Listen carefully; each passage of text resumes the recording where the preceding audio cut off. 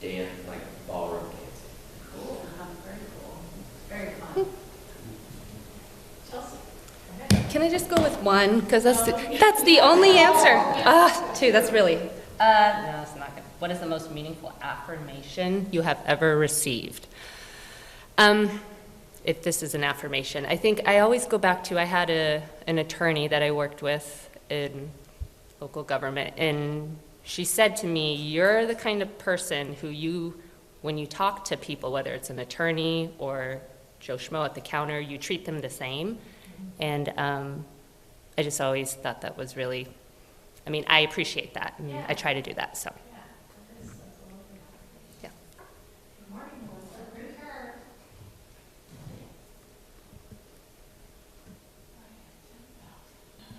You have to spend it on yourself.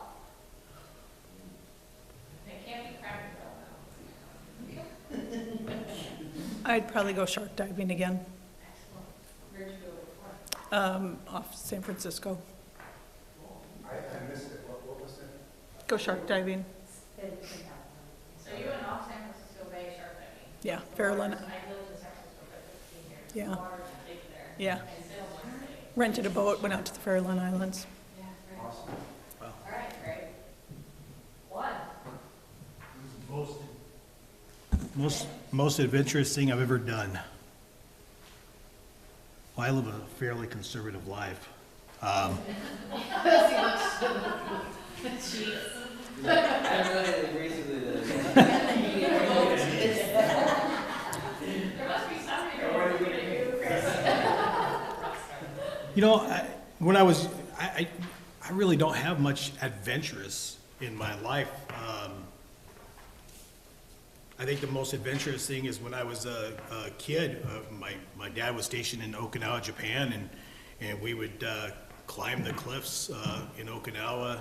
That was a lot of fun, but that was pretty much it. It's Well, that's adventure. pretty much mundane life for me. All right, Jeff.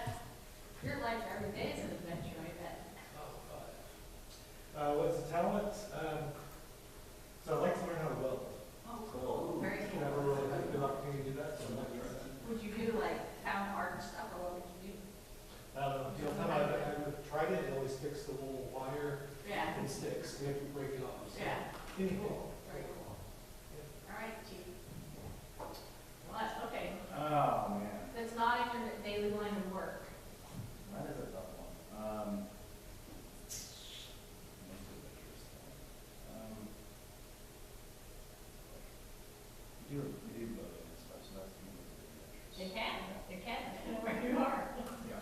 Like I was saying, I sailed on San Francisco Bay, and I had some wild times there, definitely. All right, Nicole. 6.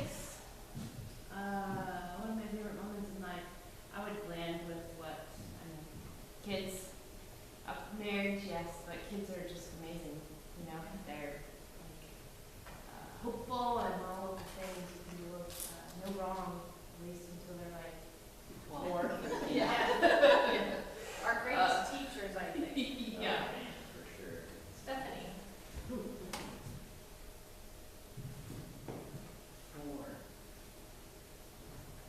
What? That's the one I didn't do. I know, that's always the one, so you still have to do it. Complete this sentence. In the next year, I want to see a concert for a band that was in the 80s. Go Which to one? a professional baseball game and visit Chicago to see my daughter. Those are great. Yeah. We could do it all in the same. Yes, that's what Yeah, I'm you thinking. go to I'm Chicago, turning see 60. the Cubs, and then go to a concert. Maybe see Chicago in Chicago. I'll catch it. We'll hook them up. Yeah. Okay, what 80s band? Any of them that are still touring, because they're all like getting old and retiring. I know, right? Okay, then. Journey. To be fair, I will do it too. 6. What's one of my favorite moments in life? I have a lot of them because I live life large intentionally, but when I went out on my own and did my own consulting business, and this is sort of like a favorite moment and an affirmation, my stepdad, who was an independent consultant my whole life, he said to me, if you can do this, anybody can. And that was one of my favorite moments because he's not a man who gives a lot of accolades, and it was really meaningful to me. And it actually, I knew I could do it, but having him say that was a big deal, and it was a favorite moment for me. So, anyway. Okay, I like to do this because we're all human, and this is part of our humanity to get to know each other. And also, Greece was good to get us rolling on Saturday morning. So thank you for being here. So as we go through our process today,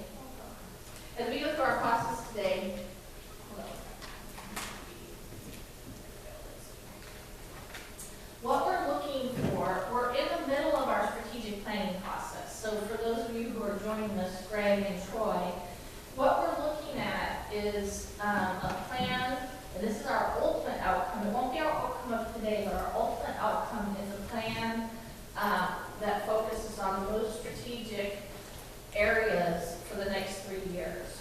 And we talked about this with the mayor, Nicole and I, and normally you do a 2-year goal plan, and we're going to do it 3 years to both stagger with the staggering when the council comes in, so you have a little bit of a runway there, but also because a really good strategic plan does generally take 3 years to implement.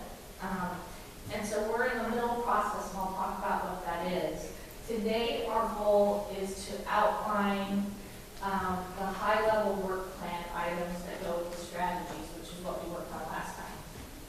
So our agenda, we're just going to spend a couple moments to see if those of you who were here had anything that struck you after our February 8th meeting.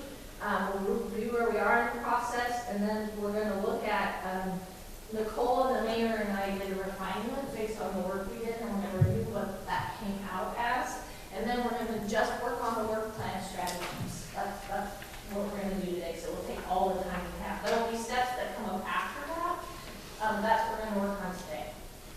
As those of you who are here know, I think it's really important to set roles, who's doing what, and I'm here as your subject matter expert to provide information, outside expertise. I've done more than 70 strategic plans, and so, just to bring in ideas or thoughts or ways to look at it is part of what I'm here to do, to make sure we move along the conversation and to manage the flow. That's my role. You are here to listen, contribute, absorb, and we are staying in high level. Even though the work plan is operational, there are 2 levels of that operation, right? One is kind of a high-level theme, and here would be an example, like if we're looking at infrastructure, and one of your work plan items is like you have vehicles that need work. We would call that rolling stock rather than say fire trucks, police cars, whatever. You know what I mean? We're going to keep it at a little bit higher level. So I will help you to do that. Then, as a team, and those of you who are in operations will actually take this and make it into project management or whatever that work plan is. Do you see what I'm saying? That's what we're going to work on, and that's why even though we're into more of an operational identification here, it's still at a higher level. All right, so we're staying strategic. Those of you who are here know that I carry my menagerie with me, and these represent the elephant in the room and the sacred cow. The elephant, I really ask everyone to think about if we're talking about something where there is one, and to call it out. And I invite you to do that. I'm going to leave this on the table, and I'll even bring it to you if you need it. And then the sacred cow is when we're doing things the way we've always done it, but it does not serve where you are now in your organization or where you need to go. And so to call that out and say, wow, I think this might be a cow, a sacred cow. Because it's time to move on from that and either, choose your metaphor, slay the cow or put the cow out of pasture. And we're looking to be innovative and forward thinking because that's what strategic planning is about. Right? And that is how you will move the dial to do things differently than you've always done them. I ask my clients typically when they first engage me, well, do you want to do it the same or not? And if they want to do it the same, then I am not the right person to work with because I'm all about companioning you through change and helping you to do something differently. So if you need the cow or the elephant, you just let me know and I'll bring it to you. Okay. So what we're going to work with, and for some reason my computer's not working, so we'll just work with it. Just a reminder, the strategic planning is a process. We start out in having someone who's championing it, and that's actually gonna be Nicole, but it doesn't mean she's doing everything. What it means is has oversight to the whole process, but isn't doing all the work, right? And that's what a champion means. Throughout the process, there will be people who take a lead on parts of the work plan. And so having a lot of staff here today is really good because they will probably take the lead on certain parts of the work plan. We'll get to that later. We're not getting to who is doing it today. We're getting to what is going to be done today.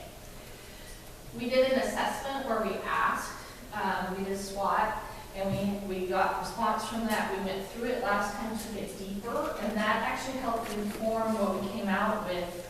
And so we are just in this planning process. When you look at this cycle, the darker part of the arrow, that's where we are right now. So you'll notice that 3/4 of strategic planning is in the execution. And that's where the rubber meets the road and where you realize success, to be honest, or not. And when I first started doing strategic planning, I just made the plan with my clients and then be like, okay, go. But what I realized is a lot of people don't really know how to effectively implement a strategic plan. So I started expanding how I work with clients to get a little bit deeper with them, to companion them through the process, and to bring expertise to them to help it be effective. And so just know that we're on the starting part of this, you know. And then all the work that happens is really in the next 3 years after this, once we get the plan in place and get the performance metrics and things like that done. And I companion you through the process. Once we finish this, I will have quarterly meetings with Nicole and whoever she chooses to be a part of those meetings to check on updates. And I'm an accountability partner there, but I'm also there to help with if there's road bumps or successes. Well, how do you leverage either of those to get to the next step? So I'll be with you through the process. So here's where we are. We did the SWOT assessment. We had the planning session in February. Nicole and the mayor and I did a refinement, which is where we took the outcome from what we did on February 8th and drafted it into a structure of a plan. Today we're going to work on the work plan. Then Nicole and I will do a little bit of refinement on that. And from there, we will work with the performance metrics and timelines, and those will become a part of the council goals, and we'll do a straw man of council goals, and the council, and we'll have another work session with council to make sure that that's the direction, and then the plan will start in the implementation phase. So we don't exactly have a total timeline yet. I was talking to Nicole this morning, and I said this is a process, and so we'll time it out once we get through the day and we see what actually comes out of the work plan, because you cannot do your performance metrics or your goals without knowing what is in the work plan, right? And there will be things that are not in the 3-year window. Infrastructure stuff often takes far longer, but you have to put the stake in the ground somewhere to at least start it and know that it's happening and get it prioritized. So that's what we'll be working on. Once the implementation starts, there'll be a structure that I provide to help Nicole manage the bigger process, where you as a team who are implementing will have monthly meetings, which will flow into the quarterly goals, because how you want to look at it in implementation is what do you need to do this quarter to make sure you're ensuring the success for the next quarter. So that's part of what we're going to look at. The structure is high level, focus areas. Those are 100,000 foot level. We're going to go over those in a moment. There is a vision of success. We're probably not going to get to that till later, Nicole, because we don't have time in this session to do that. The strategies come up underneath the focus areas, and they are still very high level, 30 to 50,000 foot level. From that, we'll make the work plan and the goals happen. So that's the basic structure of where we are. So here's the other thing. Strategic planning, you think, okay, we have the plan, boom, we're going to go straight line. It never works that way. Never works that way. So that's why it's a squiggle, because that's what actually happens. I have a client currently, we did the strategic plan, and it was really a good, solid plan, and then they lost more than 50% of their funding. And so we have a meeting on Tuesday to relook at it to say, okay, what do you do with that? How do you still take the structure of the plan and work with it to do what you can do with the resources you have, right? It doesn't mean the plan goes out the window. What it means is, what do we do with what we've got to work with? And how are we going to do that? And that's where these little loop-de-doos are, little squiggles, like a very windy road. Okay? So with that, that's what we're going to move through today, and gives you a structure, particularly for those of you who aren't here. Do you have any questions, Craig, or Greg, or Troy? No, thanks. Okay, just want to make sure. And if you do, when we're moving in, just holler. You know, I want you to be really incorporated into the process. And if you have questions, please ask them. Those of you who were here, I just was wondering if you have any insights or reflections from the last meeting that came up. I know a month ago sometimes seems like a lifetime, but I just wanted to make an opportunity for anything to talk about in between, if there is anything. There may not be, but if there is. I think so. I was just going to say, I had the benefit of having kind of that interim session with you and the mayor to kind of get a bit more of a skeleton today. But that process was really helpful to see that flow of where we're going. And then, again, I would just say the alignment that we had amongst that large group of people when we got to the end of the day, how we were really kind of all talking about the same things, so. Thanks. Anybody else? Okay. So, let me remind you that strategic planning, the vision and mission guide the planning as the North Star or the compass that the lens through which you look for decision making. So we do want to keep in mind the vision and mission, and the mission is up on the wall. And so as we look through what we're doing, we do want to keep that in mind because it does guide us. So what I want to do now is just go to the structure and get to what we got from the refinement session, Nicole and the mayor and I. So Troy and Greg, the first focus area, the very highest one, was around organizational health. This is everything that makes you healthy. That's what that means in the big picture. And the things that we got out of it, what we did is we took the strategies that we had. There were a lot. There were more than we actually could do. And so we fine-tuned them.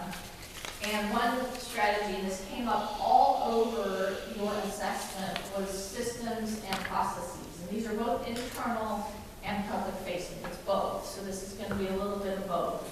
Those are big things like you have a lot of internal processes in terms of how you do technology, and we even talked about some code from the council side that may need to be looked at to make things more streamlined for the whole process of whatever it is. The second one was resource diversity. This is in terms of where you get your funding and really looking at how do you take that, not just funding, but other resources. And you had a couple that you had thought of other resources. Can you share? It was just more talking about our people being, our resources there, and I can't remember if we were talking about equipment. That's infrastructure, but it is looking at it in the big picture. All the things we need. What do you do with your resources? Resources are time, money, and energy. It has to do with capacity, right? And then the third part of this was people and culture. We talked a lot about that, workplace culture, the people, how good the people are, commitment, that type of thing. And so how do we foster that? How do we work with that? And so we'll flesh these out today, flesh them out to look at that. So any questions about these or how this landed with the three strategies from those of you who are here, or those of you who want maybe more detail, Troy or Greg? I'm good, yeah. Okay. And does this reflect for everyone your understanding and memory of what we had worked on? Okay, just checking in. Okay, the next one was around economic development, and we had about 5 or 6 here, and so we condensed them. And one of the things that Nicole and the mayor and I talked about was that when you're looking at a high-level strategy for a strategic plan, you're more looking at things that you're going to change or things that you need to look at strategically to move differently, rather than name things that you're already doing. In the council goals, you will call out things that need to happen as a part of underneath some of these strategies, but that's a little bit different. And so, for example, we have the community visioning and identity, and Chief Chris, this came out of some of your conversation. We need to look at this bigger picture, and so we'll look at what does that actually entail. Housing came up at the top, and then partnerships and relationships. This is where there are all kinds of relationships that you have, and we actually talked about tourism, because tourism fell underneath here. And while it is an important thing, what I said to the mayor, he said, oh yeah, we got to do tourism. And I said, are you the leading guiding entity that's going to push that? And you're not, actually.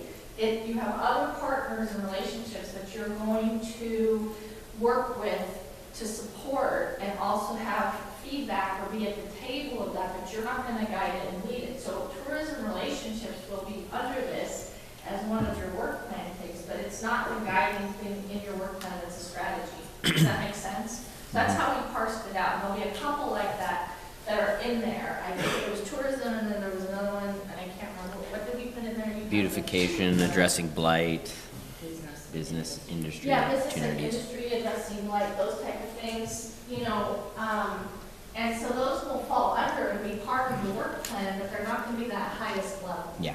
right? Does that make sense? Mm-hmm. Okay, I just wanna make sure the framework, so you understand what we're thinking here and how that pans out. They're not going away, Yeah. they're just gonna be in a different place. Yeah. Okay, and then last one is infrastructure. We have, this also had a whole bunch of things underneath it. And we have transportation, public facilities and equipment. So this is all things, and it is all things that you touch, right? And this would be like equipment where your rolling stock is and that type of thing. So if there's stuff that we need in the work plan around that part of the infrastructure, because it is part of the infrastructure, that's where we would put it, right? The rolling stock is just an easy one for me to think about, because that has a budgetary, all this has a budgetary impact, but that's one where you may need to be updating things or you can't do what you need to do, right? It's just a good example because everybody understands what that is. The other one has to do with forecasting and resiliency planning. This is looking forward. Do you want to comment on this one a little bit about what you're thinking here? So a piece of it is obviously the revenue side of that, but also like buildings. How do we make sure that we're prepared for tomorrow? What do we do when there's a event, like we had an event, but just being able to still stand up. And that takes some planning for us because we're not in that place just yet. Yeah, so looking forward. And so some of these will overlap because in order to do some of those infrastructure things, transportation, public facilities, you need to have the planning in place now so that it goes long term, and we need to look at that. And so part of that forecasting does have to do with your transportation infrastructure, your public safety, all of that. So many items in a strategic plan will be interlocking or symbiotic, right? And when we get to the timelining of the plan, there will be pieces that you have to do first before you can get to the second part of, like different strategies. So that will be laid out as we get through this part, but you have to know what the work plan items are in order to see what that symbiosis is. And that's why we go through it in this systematic process and how we're doing it. And we did have a lot, under infrastructure, we did have a lot of posts, we did have a lot of key topics, but this is how we condense them. So I just want to make sure that this captures what all of you remember us working on and really hits the key things, because that's really important. And I guess I would we have to think about public facilities as everything that the city owns that's in service to the public. So that's going to be buildings, and it's also going to be outdoor spaces. Anything we have that we're responsible for, we're considering a public facility. Do you have a comment? All right. So our work today, this is what we're going to work on, is thinking about what comes under each of these strategies. And we're just going to dive right in. This is a very packed time, and I said to Nicole, there's a lot of things I would like to do in this time, but 4 hours is not a lot to flesh out your work plan. And so it's going to be the process that we did before, where you work in groups, and we're gonna split into 2 groups. You come up with those top line things that you think these are, and then we'll report them out. And then Nicole and I afterwards will take them and see where they fit. If we have to up-level some of the themes, we'll do that. So this is a very active working session where you guys are working in groups to do that. And we're just gonna dive right in and do it. So we're actually not gonna do them in the order that I presented the focus areas. And the other thing I want to say is the numbering on the focus areas and the strategies are not in order of importance. It's just so that we know what they are, we can name them. I had a client that got so wrapped around the axle about, we have to put this in a different order. So finally I had to take the numbers off and use it differently because they just couldn't get over that wasn't the level of priority. It was really fine. I was like, okay, fine, let's just switch that. So because we want to make sure that we do the ones that probably take the most time first when you're the freshest, we are going to start with the infrastructure piece, because this is the one that tends to have the most detail in it when you're working on it. And so what I'm going to do is I'm going to count you off, and we're going to split into 2 groups, and again, we're going to do the post-it method. Let me split you into groups, and I'll explain it just for the people who aren't here. So I'm going to give you a 1 or a 2, and then you're going to go to your group in a 1 or a 2, and then I'll give you the instructions. So you're a 1, 2, 1, 2, 1, 2, 1, 2, 1. So go ahead and get in your groups wherever you want to be, where you're comfortable working together. I always wait to give the instructions because for whatever reason, it always takes people a long time to get into the To split up.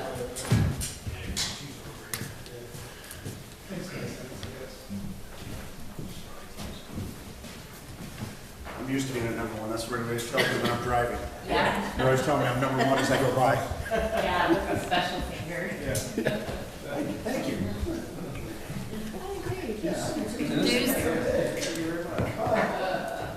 Okay.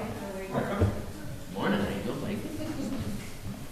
And I'm looking to make sure we have a balance of men and women in the group and counselors and staff. And I think we do have a good balance, right? This seems okay to me. Does this seem okay to you? I take a look at the column. Do we need to flip anybody, or are we good? We're Did you say odd none? numbered, so. We're odd numbered, Yeah. and that's okay. Okay, I think we're good. Okay, so the object of this is we're going to start one at a time. We're going to start with transportation, and so I want you to think about in this work plan for the next 3 years for transportation infrastructure. What are those high-level key things that you feel like you need to start, or that need some strategic look at moving forward? You may have something that's already in the works, but it needs to be on the plan. You following me? That's what we're going to do. And I want you to do one idea per post-it. And if you have a lot, it's okay. They may not all make it onto the plan because you may not be able to do them all. That's part of the culling that Nicole and I will do later, right? And so one idea per post-it. I'll let you guys decide who's going to facilitate and who's going to report out. But I'm standing with you because you're standing next to me, not because you have to Yeah. Okay. So go ahead. All right, you can get started. And we don't have a lot of time. We have 8 to 10 minutes to do this. So what I recommend is if you have a gut thing that comes up, put it on a post-it, but also make sure that little higher level, like rolling stock versus fire trucks. Follow me? Yep. Okay, go ahead. Then just get rolling. The big transportation versus the transportation and making sure that's updated and it has, so the lower is, I think one of the you big know, topics is like the bike lanes. and the plan. Yeah. And it's not me, we have that fairly recent current. Or, Yeah. or, Walking kids, sidewalks. Start Are you- getting around the city.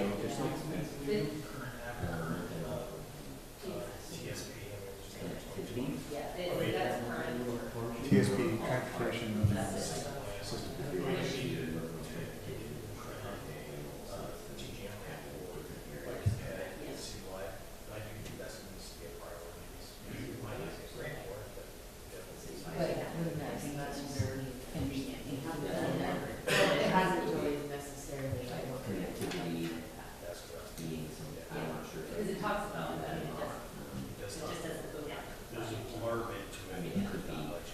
So the bike is ahead plan. Because this could be planned for. Yeah. This could be So that's in about all the districts. 100,000. East side, Empire, Cleveland. East side, Empire, Inglewood, I think, Look like from your guys' Yeah, February, even- you know, outline has 3 days notice. yeah. What about public paving campuses? How do you outlines all these projects? That's like, where do we go from there? Do we look at that and start prioritizing? Then that's the conversation. So this multi-mode will include like vehicles as well, like cars. I mean, I suppose if you're asking that my concept of what we're discussing at high level, the first thing that comes to my mind is funding. We can have all these plans and all these great ideas, but when, what is the pay for them? All right, transportation, for me, when I think about that, I go right to economic development. If we have industry in our community, it raises our tax revenues, gives you guys more funding, spread out the construction. Servicing, money for transportation, that's all. Yeah, I mean, because if I think of grants and things like that, those are maybes, those are what ifs. How do we, those are one times, how do we get to a position where we're able to help ourselves and it's recurring, where it's diversified, where we're not having this discussion every year, like, what are we gonna do about this? What if we have a robust economy? We have, you know, for lack of a better phrase, full tax coffers. And we're thinking outside the box, wow, we've got this great setup, what do we do? And maybe I'm off, but if you ask me about high level, that's where I go to. So we build a strong community that's able to support these ideas. And that we don't have to say it's one time funding. You know, always, effectively, I have been thinking about this since the 70s. When timber went out, we have, for whatever reason, fallen into this, putting our hands up. Like, help us, give us some sort of funding, give us some sort of resources.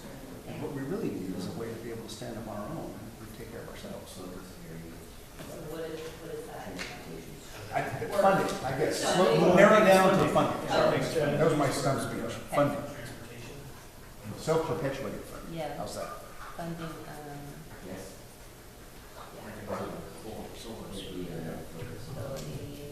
And I realize the first we will have to do permits.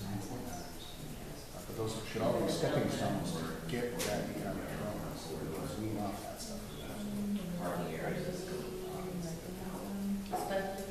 And one of your guys' notes talked about earlier is, you know, letting go of the past and start embracing what's coming, what's in the future. Start to be where the puck's coming. That's the couch, right? That's the sacred cat. Yes. how do we vertical?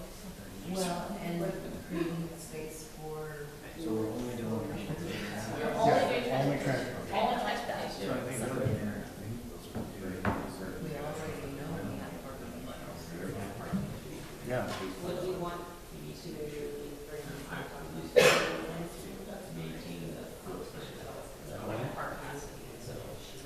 I think we should do this that's part of gonna our be- education. It would be intense. That is one of the things that counselor Stevens that's not the park around cities. I mean, because they also do planning for that too, like parking management. Well, I'm trying to think what other. Which could help a little bit when you think about trying to find that balance. Our multimodal, if we had a parking fee or something, that's that revenue generation, that also encourages people to use. I don't think that we know. Funding, plan, and then how we can prioritize it. Yeah.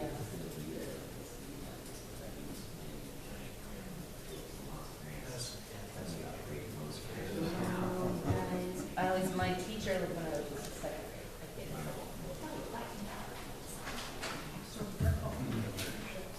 Well, clearly she got through. Yeah. Then I was like, I'm not in school anymore. So we're gonna have a couple more minutes on this, and these are lightning rounds, and we're doing this for all 9 of our strategies here. So this is why we have kind of today. Right. I mean, honestly, we could get down in the weeds as far as one. My You're gonna understanding, do that, yeah. my understanding right now is we're at the 40,000 foot level. Yeah, for the work plan, and so, Yeah. so the, like,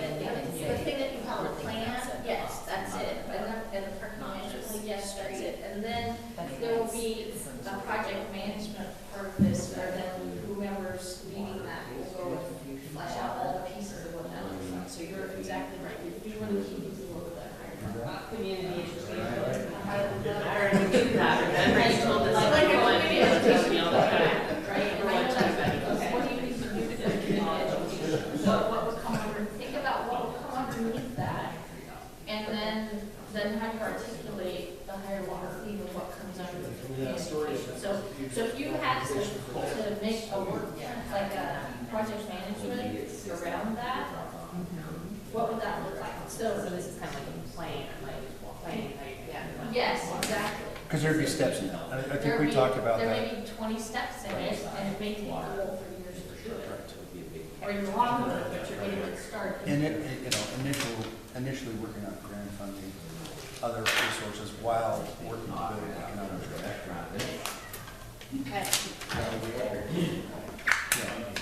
Yeah, yeah, because we know we don't have, we want to get We just want to jump to it.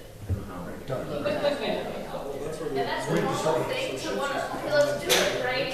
And because on the city level, staff level, that is your job to do it, right? And this is an exercise, but it helps you see the whole picture. I would push back just a little bit. At the city level, our job, at least in leadership, is to facilitate Yeah. it getting done. For council, yes, but the Yes. staff is But going to staff make to that do it. shit and make it done. And that's why we're doing this with They brought those other partnerships views, that go to right? And the council goals the will garden. be the part that helps us set, making sure it happens, and you being the oversight entity to do that. And that's, I think that's, are we including public-private stuff? Because when I see this, I see it as us facilitating it so that the private sector has a better ability to engage Yeah, and that's, and be part of this growth. that's where, Troy, this one, where it's all about the relationship piece.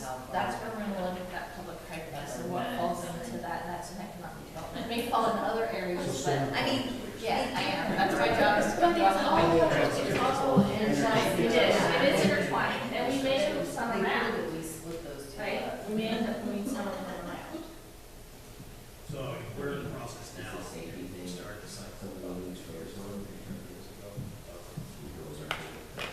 Like, I think. There's quite a things that be with that too. There's the dot coms, turn lights, green for us, so we keep going, everyone stops. We'll have a few of those.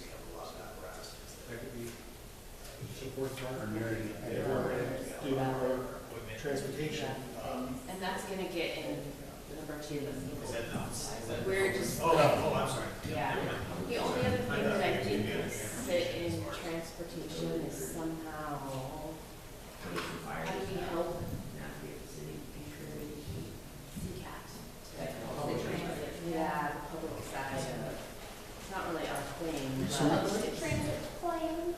So we have transportation funding and initial funding, plans for We're gonna future wrap up in a funding. minute. And then our plan includes Already. like You city ready? plan Okay. for transportation, public transportation, and maybe like, would you say private transportation as well? Because in bigger cities, I suppose what they do is, you build a building, put a parking structure.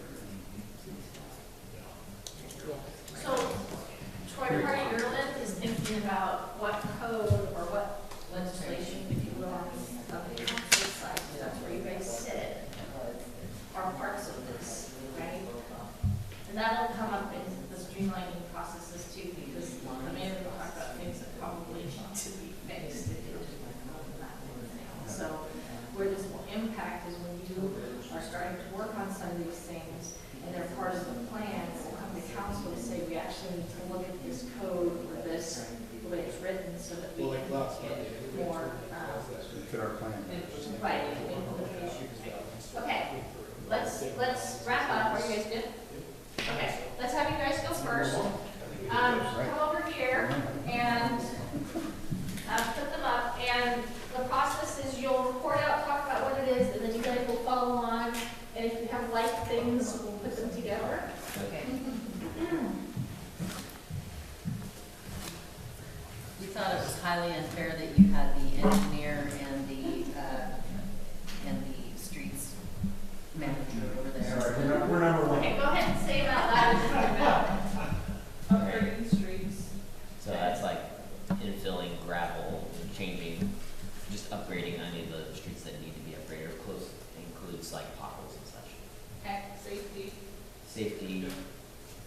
So like, there's traffic control devices that we put in there to allow us to travel quicker, safer. Public safety. Does that mean like, how you time your lights, how you do things like that? That's what Yeah. you're talking about? It actually So- covers both the response by our emergency folks, but also how do we safely get people across major roads? Okay. And through town when there's a situation. Okay, is there a higher level way to say that, or a way to describe it? Say that again? A higher level way, or a way to describe it? So if I just looked under safety under transportation plan, I'd kind of be like, what does that mean? So what did you say, Stephanie? So one of the things is how do we get from point A to point B if there's like an emergency, you have a lot of traffic, to be able to speed that up. One of the things that's made is traffic devices that turns lights green for us so we can keep going forward. Everyone else stops. So it helps increase safety. Would that be a traffic management plan? Or, yeah. Maybe that'd be a good one. And that would actually. There you go. That would actually cover a couple of things, because we talked about that on a couple of items. I guess that's a good viewpoint. If there's many things that could fit under a sticky note, that's what we're going for, not a single topic. Yes, that is a good framework in which to think. Okay. Public transportation, which would be roads, right, and waterway. Okay? Yeah, we're thinking development of like, if tourism is one of our overarching kind of focuses, if that means like cruise ships coming into town, what does that look like? And, you know, all of a sudden you have an extra 3,000 people in town, so you have all these different types of public transportation needs. You have the docking system, but then also the pedestrian access. So utilizing existing systems that are already there and how we can enhance elements of our plan through that. Okay.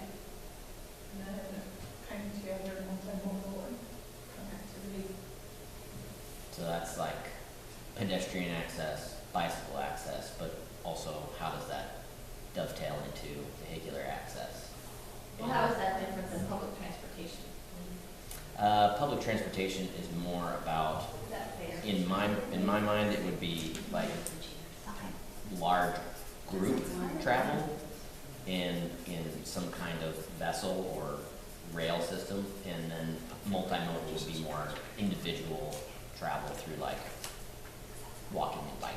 Okay, and let's think, we're gonna have these guys put theirs up, and then we may rearrange these, because some of this may go under one thing, and Yep. that be a part of the implementation, project management. Yeah. We're doing the work plan and the project management under the work plan. And then connectivity was just like, some places are not connected easily through like,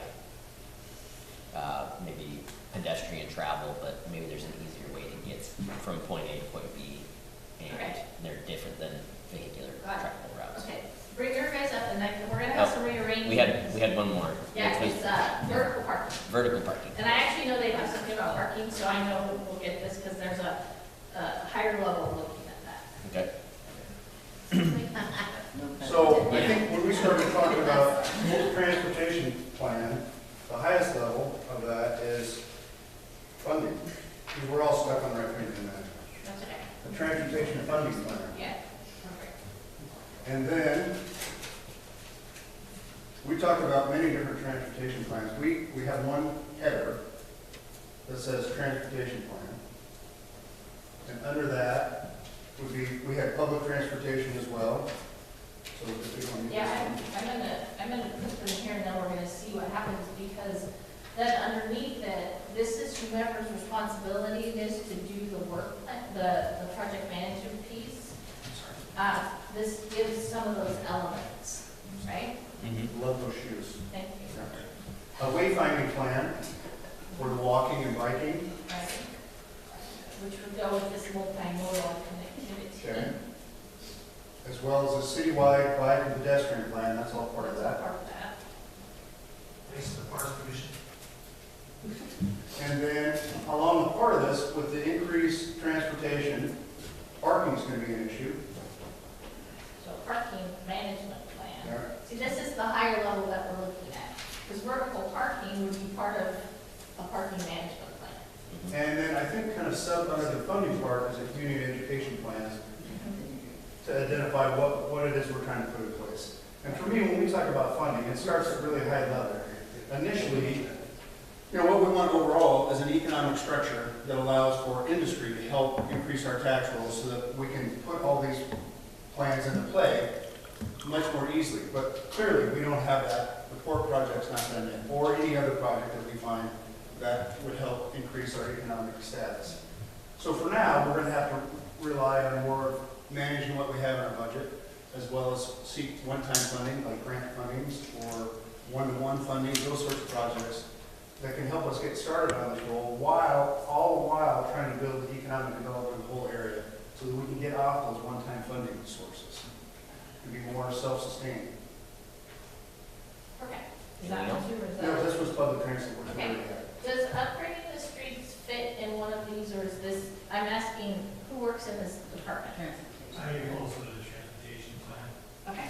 So we'll the put that- overarching. Yeah, overarching, and there may be some prioritization, because you're not going to be able to update all the streets, but this is about making a plan to prioritize where they're most needed, right? It's almost triage. Yes, you have to triage and work that out, and that would be the staff part of it. And that's going to be tough, because it's not going to matter what we triage, someone's going to be upset. Oh, totally. It's We not, kind of yeah. have it, They they want have that already. We have And that. that's part of it, I was just gonna say, Right, we yeah, kind of right, have that education. foundation already. Yeah.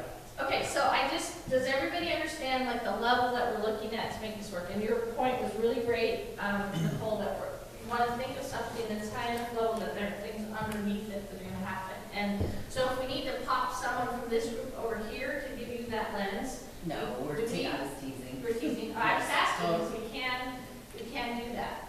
We can do it. We can do it, right? Does this So, transportation safety go underneath the transportation plan? does it? I Yeah. feel like it does, yeah. Probably.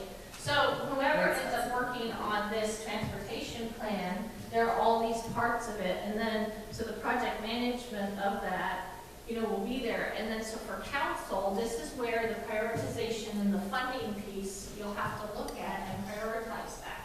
Because part of what we're looking at with the strategic plan is it tells you what to say yes to, what to say no to, or not yet. Right. Not yet, because like you said, it's a treat, there are things that you will need to triage, because there's things you haven't been getting to that you need to triage and figure out in the next 3 years, what are those that are most important to triage to do, right? Like, I'm just using fire trucks. If you have a bunch of replacement fire trucks, those are needed, because if you can't respond, that's a huge public safety thing. So that may, or your rolling stock chief, right? So you have to look at checks and balances or weighing anything you choose. This is the kicker.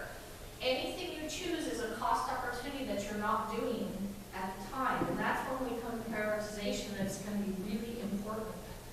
And it doesn't mean you're not going to do it at all. It just means you're not going to do it yet, because staff resources, money, time are going to be put towards the things that are given the most highest level of priority and timeline. And that's where council, and this is where it comes in, like something comes before council and something exciting happens and it's the shiny object for the three of you.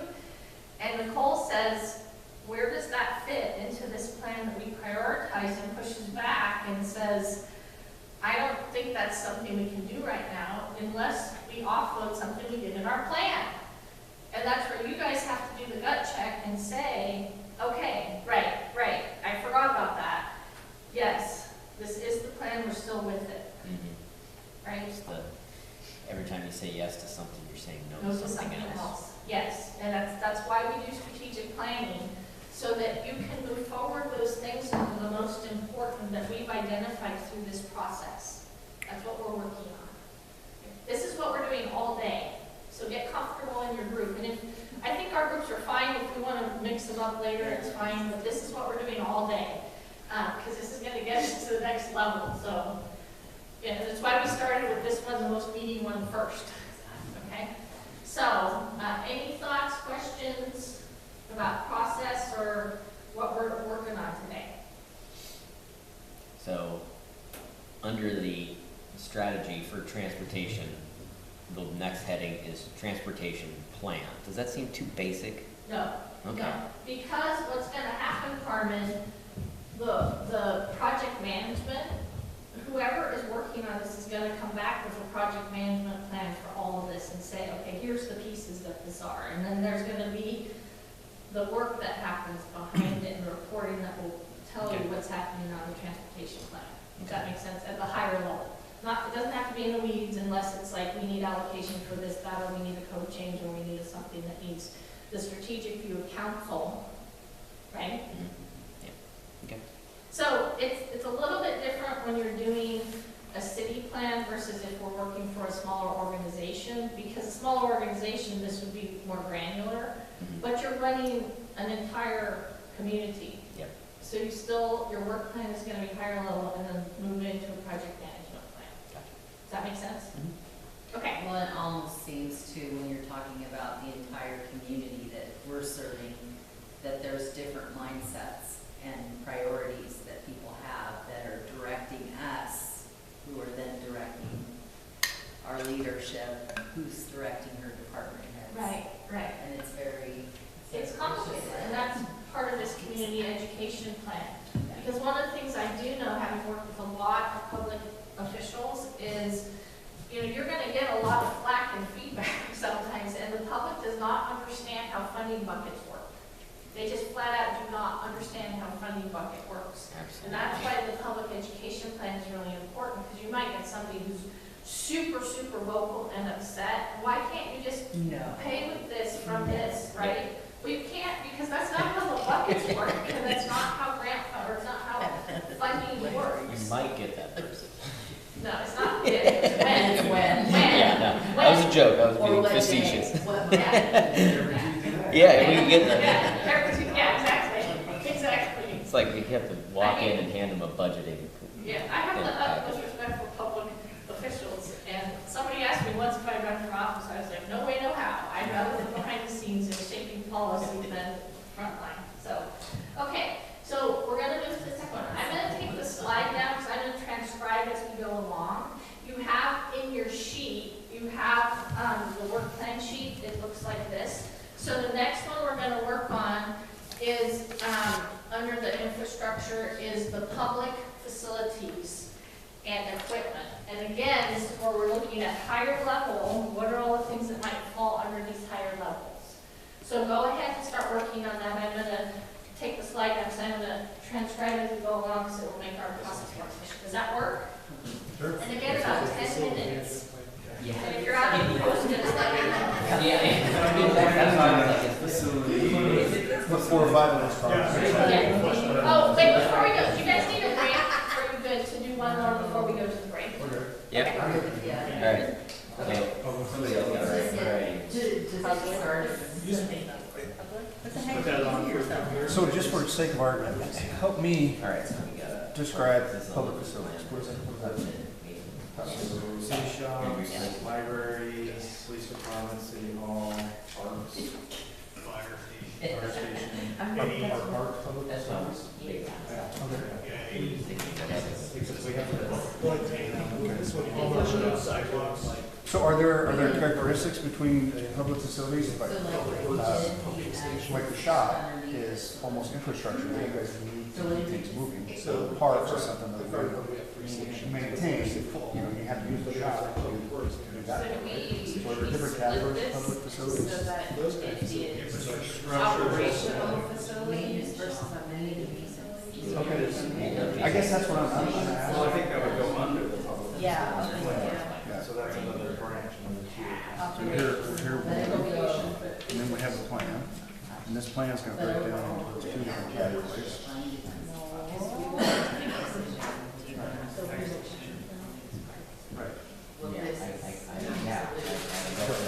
And there's, I think that's understanding on a higher level, is some of that we don't have a choice, right? There are regulations that say we have to have. So they get like replacement, facility replacement.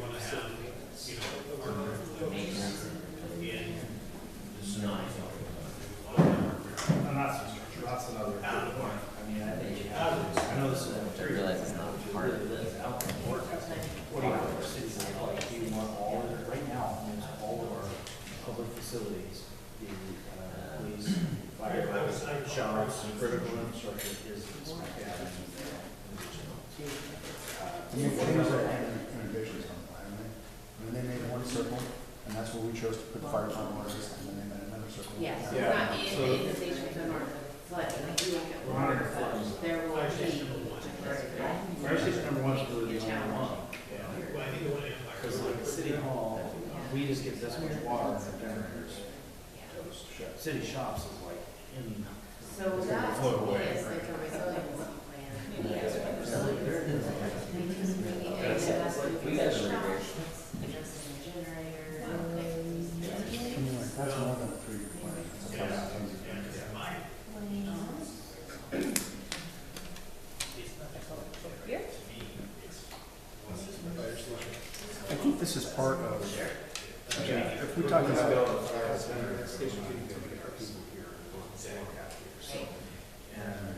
But stage one might be a generator. Elevator.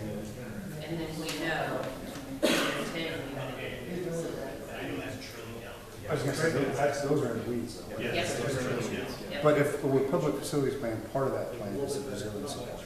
Yep. And I think that can cover either way we go. right? And then. So, review insurance services over there. We're currently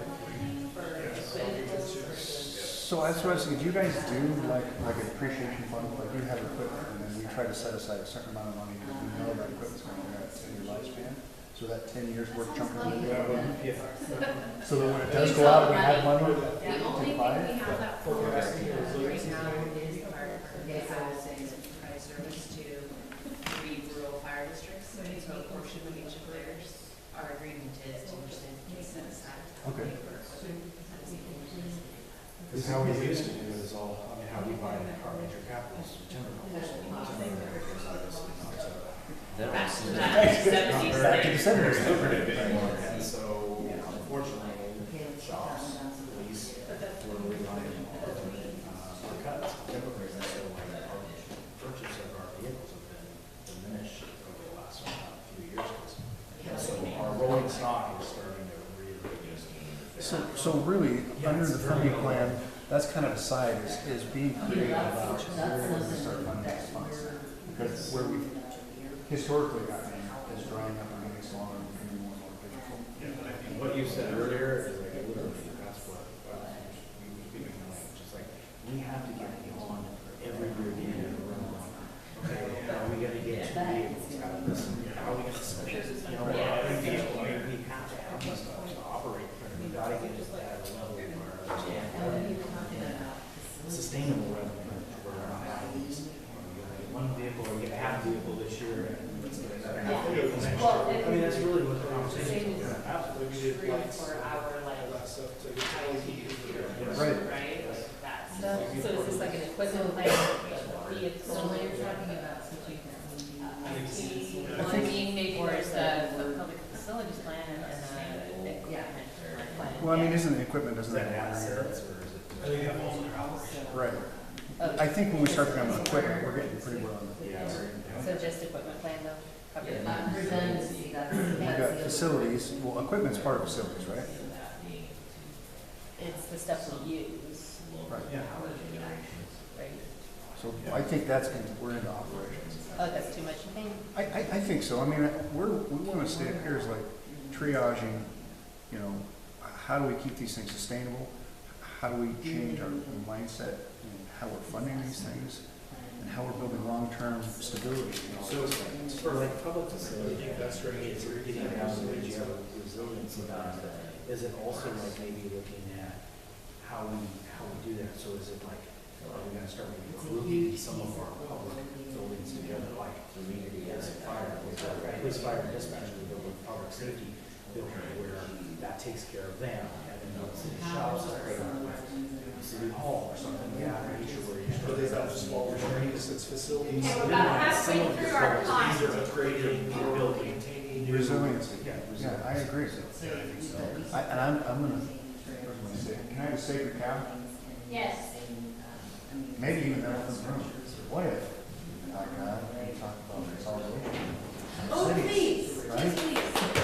Because As long as you say, please come join us. all I'm saying is, we talk about all this furniture. You can devise it how you we're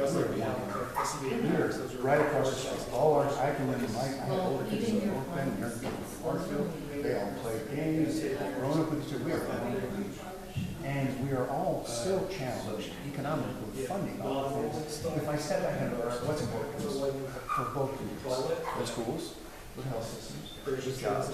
Those aren't any different whether I'm on this side of the street or that side of the street. And if we were able to figure out some way to consolidate all of this, and it's like when I looked at when the kids were young, we have all these volunteer sports groups, right? So if I have 6 volunteer sports groups, I now just diluted all the volunteer help across 6 ways. And I diluted all the funding across 6 ways.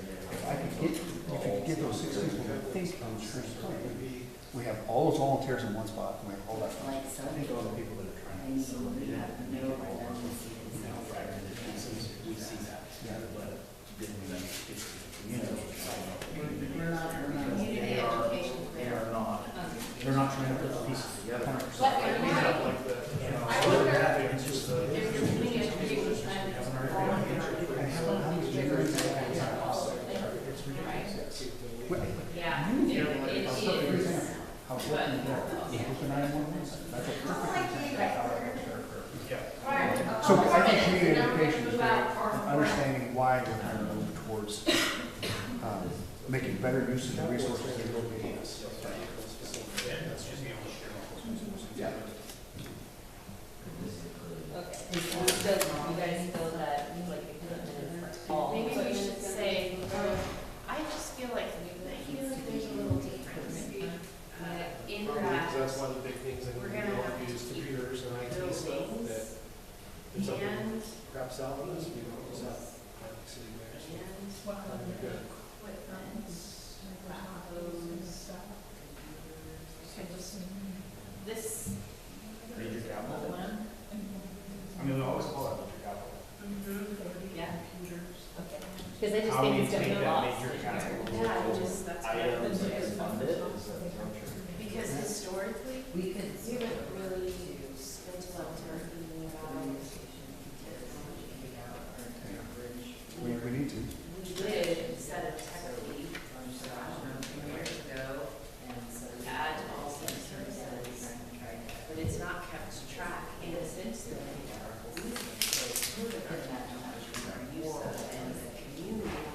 There's our forecasting facilities. Well, no, it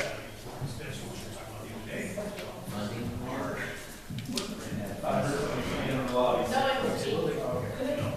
Well, we said that last time. so if those are facilities like IT communication, public communication, Yes. as a facility, right? And how we interact with the community. Well, speaking from a hospital, waiting too long on You need to replacing stop that us, portion of we're, your like, infrastructure can be we're bad. costing We the held city. on to those operational This is over your units hour. until there were no Stop. software uploads for it. So now you're in a position where we can't slowly. Yeah, we don't have it ready. That's what the staff. And that's $38 million instead of maybe $10 million patch. And patch is you're moving So when slowly you get forward. So drain wall, having it in your always long-term ask plan, in so terms you're of not what was taking the that higher level of it. huge cost. Yeah, this is a hard exercise. I think a lot of us go to that, right? So it is pairing buildings, To the, pairing, to the, you know, we have to it have that helps plan by to know saying, how to put you know, the, like you're saying, what about patches this? along the way, but And you're go, moving towards okay, well, a certain direction. Yeah, Sometimes that's you how have you're to looking back at up. it. Yes, yeah, because it helps you think about, okay, what is in there? What parts of these, I get it, I mean, Yeah. that's why this is a process, cascade. I mean, I just made you guys ready for things to like, are you guys ready? Yeah. Too much coffee. You guys go first.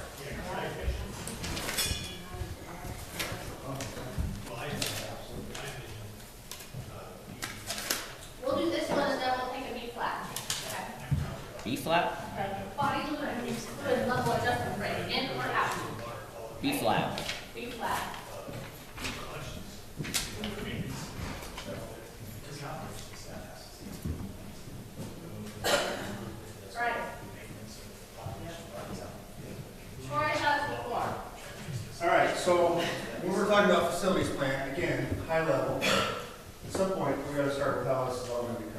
gotta have a funding plan. Underneath that, there needs to be like a major capital plan for what resources are gonna be prioritized. We also are gonna have to worry about how we're gonna communicate to the community what we're doing and why we're doing it.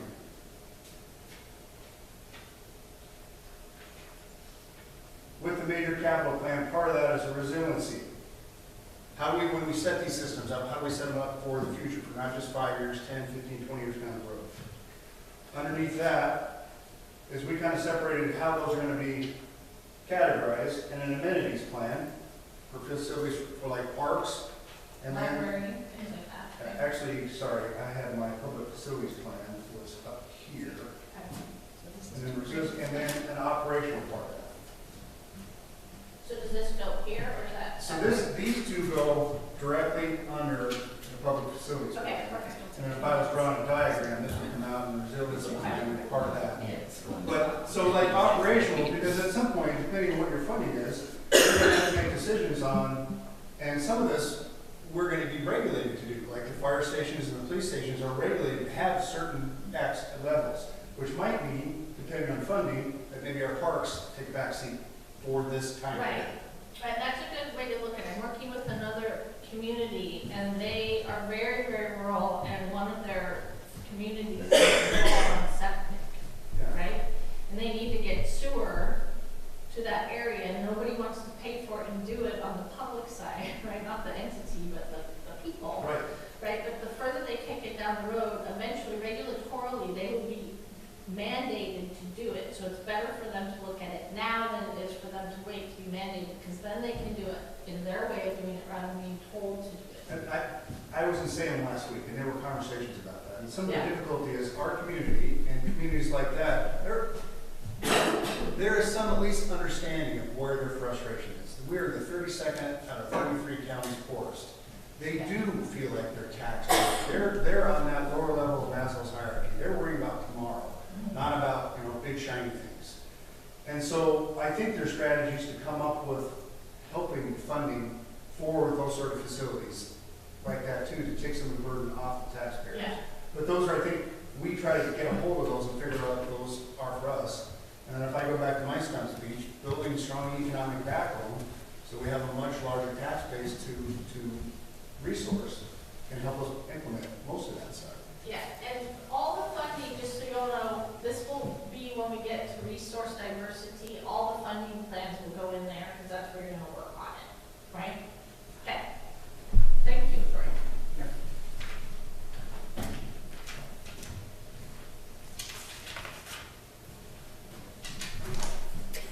It's stuck good this time. I feel like if we have an idea and put a plan under it. Save But the- That's all that is. Facilities, public facilities here. Yep. Some upgrade plans for sustainability and redundancy. Resiliency. Yep. Equipment plan.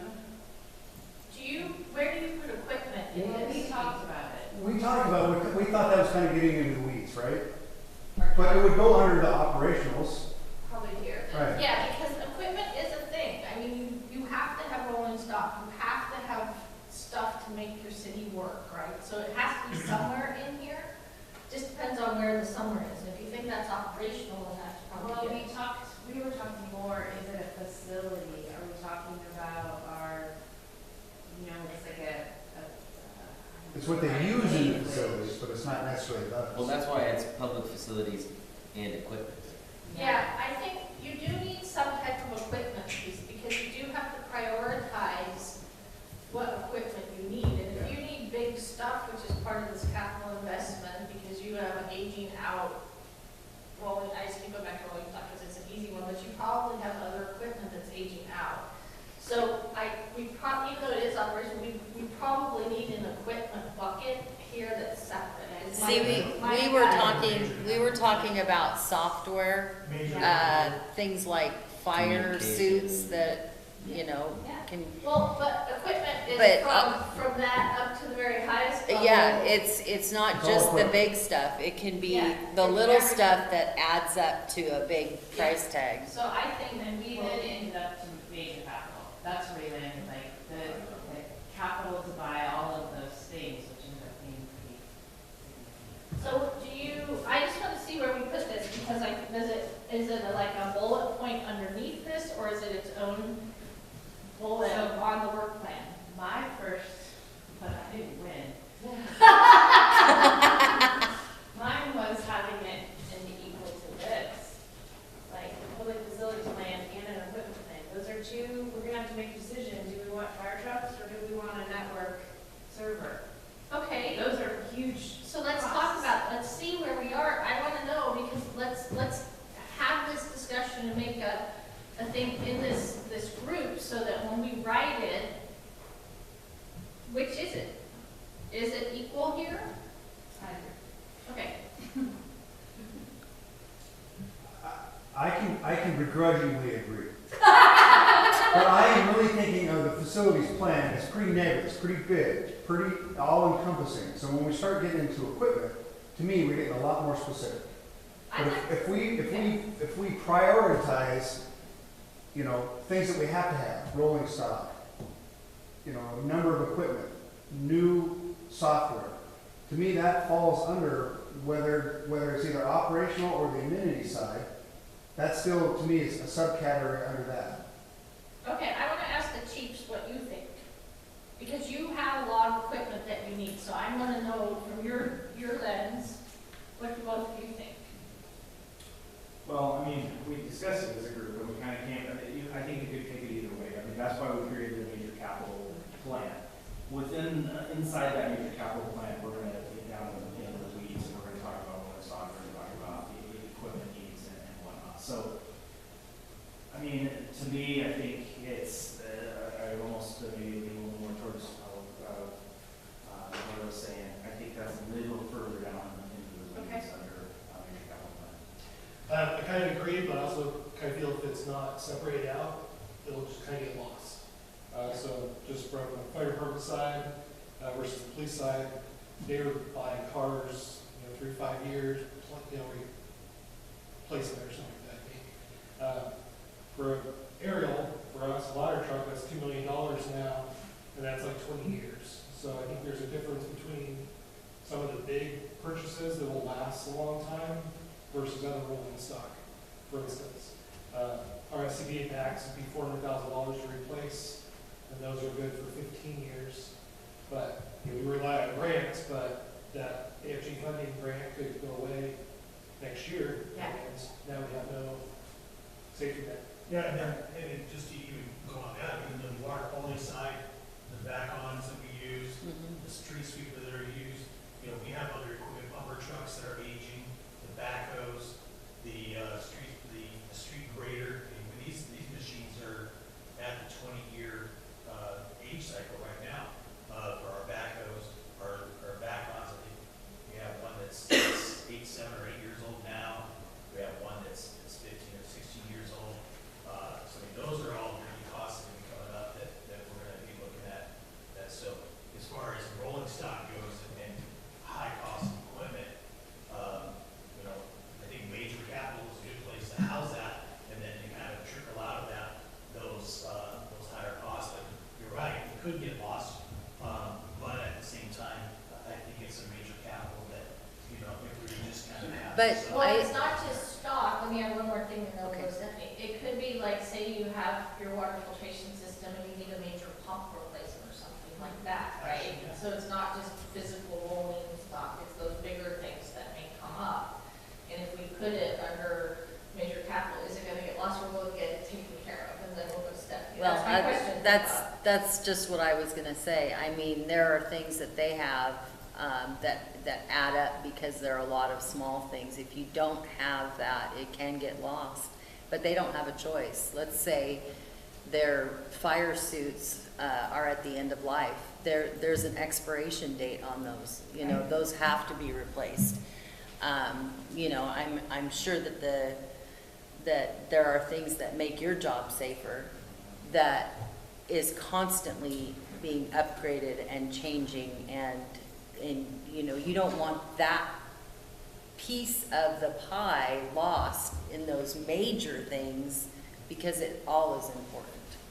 Yeah, I would put it up there, facilities, level with facilities, because I think that a lot of those equipment purchases are regulatory as well, to the point where facilities we might want a bigger facility, but you have to have the equipment, period.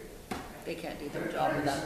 Yeah, So when we're talking about these, we get down to the facilities plans, don't some of those things become part of your budgets? Like when you're running your budgets for like, I'm gonna need this piece of equipment, I'm gonna need fire suits, don't those become part of that under here? Yes, Then you try to figure out how to pay for through a capital plan.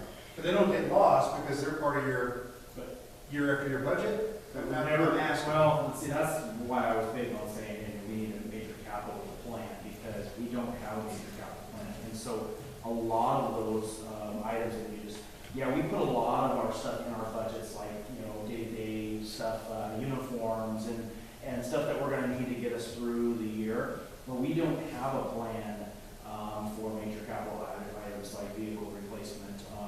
We just had to sign up for a 5-year commitment of $125,000 to upgrade our tasers. And you have to do these kind of things, or else you find yourself in trouble with potential high liability or running equipment that's out of life, and so there's some issues there. But we don't really have a plan, so we kind of look as department heads saying, how are we going to get new vehicles? We're running on vehicles that, you know, we've got 130,000 mile, 140,000 mile vehicles, and that's just not very good for So we do need to separate it out into major capital. So your budgets are one thing, and then on the side of your budgets are like, these are our big major capital things, and that should be under its own category. Where each department is looking 5-10 years out at what major equipment purchases. Yeah. Yeah, so maybe I misunderstood how we're trying to do this, because I do think absolutely we gotta have something under major capital that we can start prioritizing how we plan for future replacement. And maybe the things we can't like touch, like our platform for permitting. We could have to move, we'd like, we need to move to a platform that's not, but we could be looking at $200,000-$300,000. Right, but if you have the major capital plan, you can put all of your major expenditures in there, knowing that you have the public facilities, you have the equipment, you have what have you. So I think we answered the question that it does need to be separate. Yeah. And when you didn't misunderstand, Chris, this is like, Post-its are different when you get it on paper and we organize it, right? But we're trying to figure out how to break it down to organize it, so. So can I ask something on the major capital? You threw out, just hypothetical, you said what happens if a pump breaks. So when you're looking at that, you also look at what already has a funding stream, like maybe if it's a pump, and I'm just gonna use your analogy, maybe a pump already has a funding stream. Is that gonna be in major capital, or is that gonna be in more of a I would budget? ask Greg, because this is where I have an example, but I don't know how it actually works, because I work with another city and they just put in a whole new water system. And I know that they had all of these things that were capital as a part of their water system, but I would have to ask So I Greg. believe, and Melissa, maybe you can answer this question, budgetarily wise, we set aside a certain amount of dollars for emergency purchases of pumps. But I don't think we budget for pump or failures. But we do set aside dollars just in case, but we don't set aside dollars specifically for those failures. But it would be, Now we do. Now we do in the past, and I don't delve in that budget typically, but, you know, we will plan for capital improvements on replacement of pump stations or upgrades to wastewater treatment plants. We do budget for those in the future. But we don't typically set aside money for those. But we do have an emergency fund, but I think that emergency fund is pretty low right now, because we had some issues that we just allocated some funds for over at Pump Station 6. So is that bucket still there? I don't know. well, and I think that's where the capital plan comes in, is that in the capital plan, you identify all those big buckets, but I want to know which out. I was just gonna, I mean, we're here saying we've had all these problems, we're done with these dollars because we do these things. not mean we can keep doing it that way.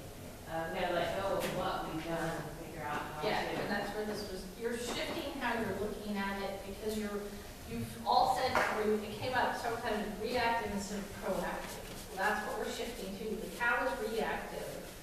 We're shifting to proactive, and so this means getting clarity, and it might be a little painful as you get the clarity on all the things that may be neglected. So then, Chris, in the future, if you could just rephrase your question, so I'm not looking at the past, maybe not. Sorry, no, just in my mind, what I was getting at is in my mind, I think that there's certain things that we do plan, whether it's contingency funding or rainy day funding, as far as certain line items, like maybe there's a pump and maybe there's an item or a line item. What I'm talking about on the major capital is there's a lot of things that we don't have any plan for on how we're going to replace. And so we kind of roll around from year to year, kind of figuring out how are we going to get, one or two vehicles, or how are we going to replace this, or how are we going to do that. Keeping your fingers crossed. Keeping our fingers crossed. And so, I've even looked at it in our dispatch center.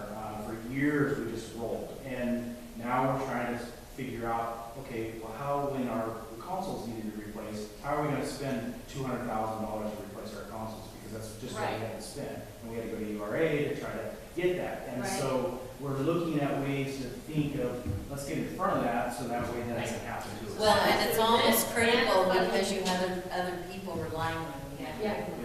Yeah, so and that all ties here. I think we answered the question, and as it maps out and we get to the project management of it, you will be able to see better what this looks like. You don't have a dead horse, do you? I don't.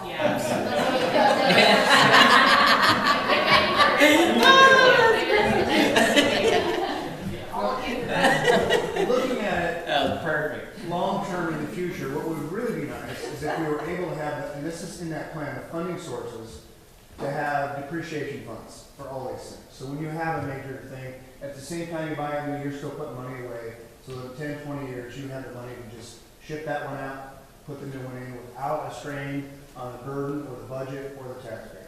Yeah. But for that to happen, we gotta have a strong economy and we have a good resiliency plan built up. And good budgets and processes from the departments of this is the equipment I have, and this is their time frames, and these are things I'm gonna need to keep on top of what it is we're supposed to do. Yeah, and here's the thing that's important. It's not just those equipment things, but the city that I'm working with, they kick the can down the line for major improvement of infrastructure. And now it's millions of dollars more than if the council at the time had bit the bullet and scheduled for it, right, and put it in. And so now the current council is having the painful experience of having to raise utility rates and having to do all of these things because they finally got the new system in place, but at a cost of millions and millions of dollars more. And this is why it's important to look at the plan down the line and where things are in this depreciative piece of it, so that your future councils down the line are not having to stare down the ugly barrel of a decision that you guys didn't make. Do you know what I mean? We had to do that as a council when I first came on board. I think we learned from that, but I think that educational piece is critical to making sure the public knows that's why this is happening now. Yeah, and that's the decrying, like the city that I'm working with who's like, well, we don't want to put sewer to the water treatment plant that just got put in one city to the other because the utility rates are already going to go up. But if they don't do it, it will be millions of dollars more and they will be mandated. And I don't, the public education portion of it can't be underslung. That is key, because if you don't do that, what you end up with is an issue of petitions that bar you from raising rates like that without putting a public vote. Absolutely. So the more that you include them in, this is why we're doing it, this is why we have to do that, prevents those type of reactions when you kick the can down the road and you say that, like, no way, we want everything you do to be put to a public vote, which really handcuffs any municipality from getting anything done. And it is, a public initiative is the worst because then you are dictated to do something the public has no idea what it means. And I've worked on a couple of ballot major initiatives like on the lobby side, and most public is not educated enough to make that kind of decision to vote in a way that actually is in the best interest of the community on that ballot initiative. So you're absolutely right that you want to get ahead of that. Yeah. I was in media for 35 years, and I didn't know that when I came on the council at Yeah. 16. I didn't know that. So Yeah. Okay. it's going to be a hard. Gotta build that trust. Yeah, we're gonna take just we're gonna take a break, 10-minute break, and then we'll finish the last one, and we'll keep doing this with all the rest of them, okay? Great. So it's, probably the time there is, it's 10 o'clock, or 11 o'clock, so we'll, 11:10, we'll start again. And we'll continue this process through all of the strategies. Thanks.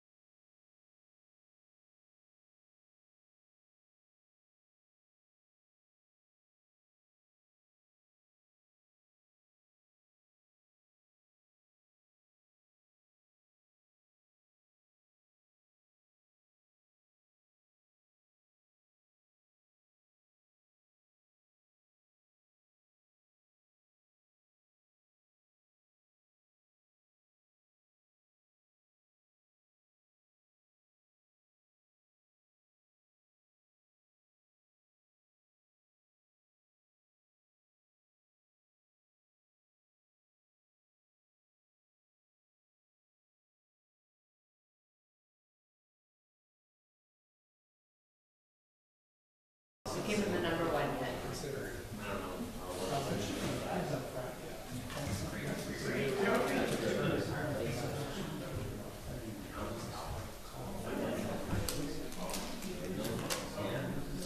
Let's come back together. Yeah.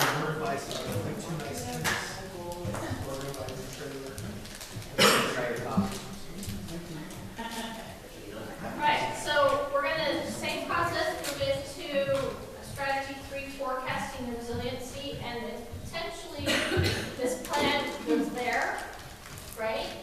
But what's in it? What does that actually mean? And think about, are there things in here that actually go in this strategy, Nicole? Because there may be things as we do this that we move around. Like we've had funding plan for each of these. Well, you have a funding piece in your organizational health section. So as we do this, this is a big brain dump. It's like the metaphor I told you is we're dumping the puzzle pieces out and we have to make our puzzle, the jigsaw puzzle. So let's dive into this one. And no, we are on a tight timeline today to get through all of the work plan stuff. And some of them like that, the reason why I picked this one first is because I knew that infrastructure would probably have the most conversation. And so there may be some that take us less, but we want to keep on timelines. We may not be, my goal is that we get through every single one of these so we have it ready to go for the review. But we're going to have to keep a rigorous schedule, just so you know. And go, Quantification. yeah. And make yourself comfortable however you need to in your group. If you want to sit, if you want to stand, whatever. So we are now assessing high level forecasting resiliency. Finishing, sorry, I wrote that up for next, I expected that. She was forecasting that we're funding stuff never here. Yeah, so we're on focus area 3, strategy 3. Look at your sheet.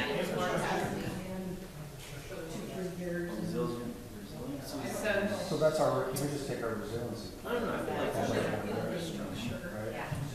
I think so, that's like the, we have some 23 pumps. Which includes those things we We have that, 25-year replacement. And I think that was part of our conversation too, was staying at a high level, is figuring out what each department needs long term. And how do we set structure up so that they can go there. And, definition of resiliency, having backup plans, so if something goes south, you're not, treading water.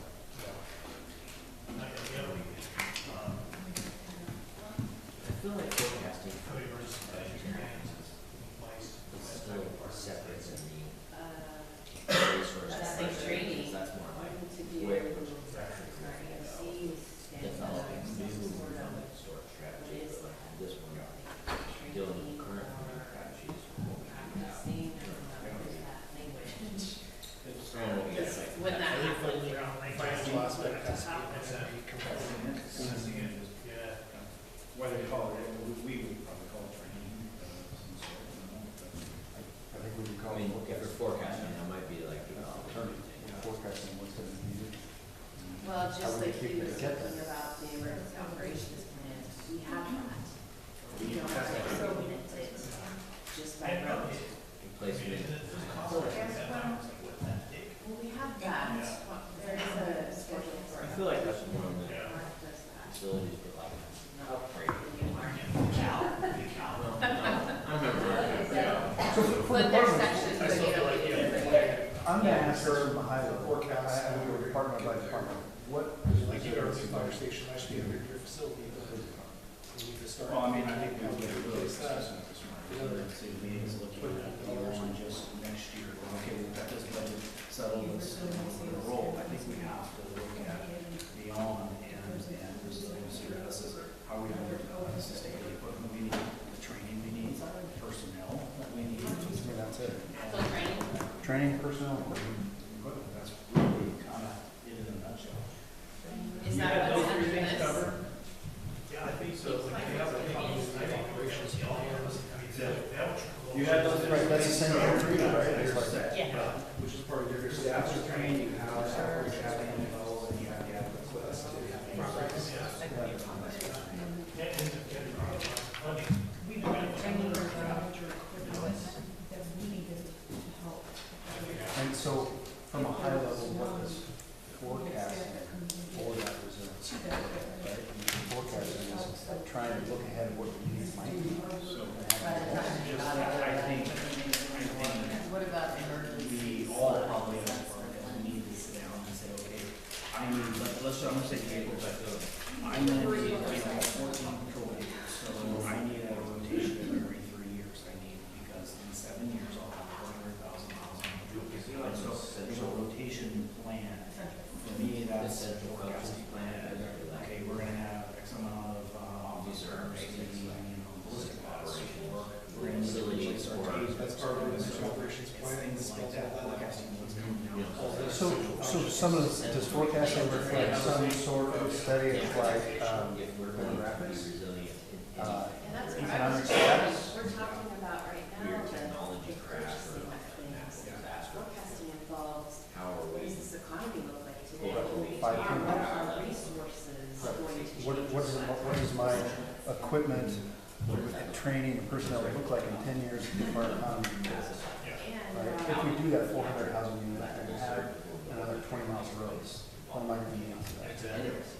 Same thing. Am I going to have 100, I got 10 officers now, I'm going to need 27 water or whatever.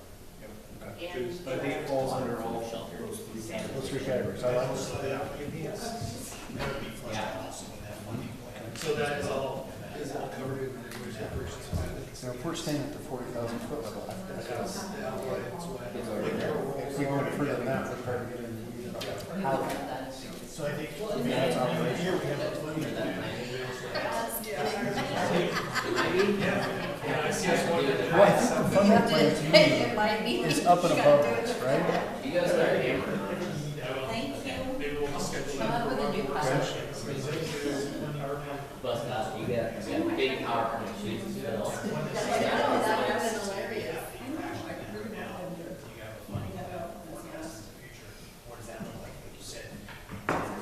Right.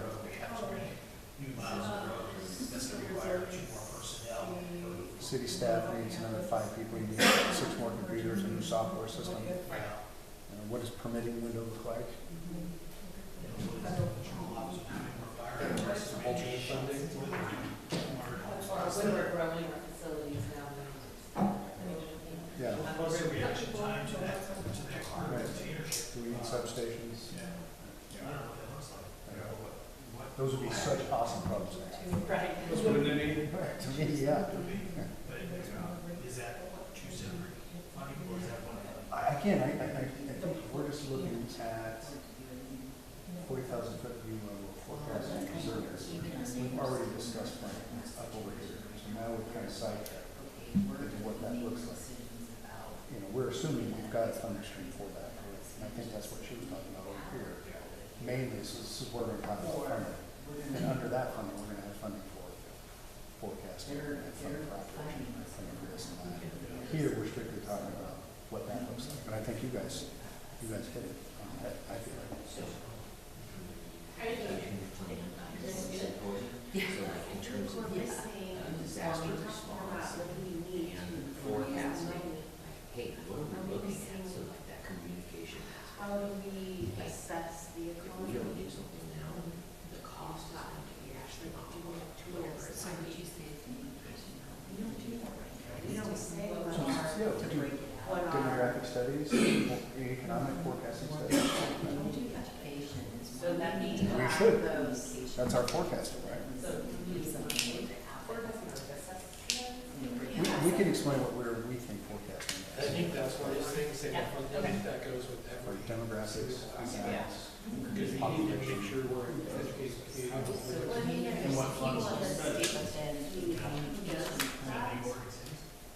I think we should look at Yeah, that. we have, like, okay, let's say federal funding was 40% of our budget and we lost it all. Now we're going to, now we have to mitigate that. Yep. This is what's gonna happen. Places like Yep. those, Quantification plans, communication. yeah, and generally, and people hire them. Yeah, no, I think that is. When hospital dries up, it goes away, and we lose A joint X project, amount of jobs, people move away. or whenever anybody was working, I mean, you could collaborate have to Yeah, understand that, yeah. exactly. And that's a The element forecasting of- thing. Yeah, Because you can't just every flex, you gotta Specific. decide. Essential, essential service. Conceptually, we need to understand.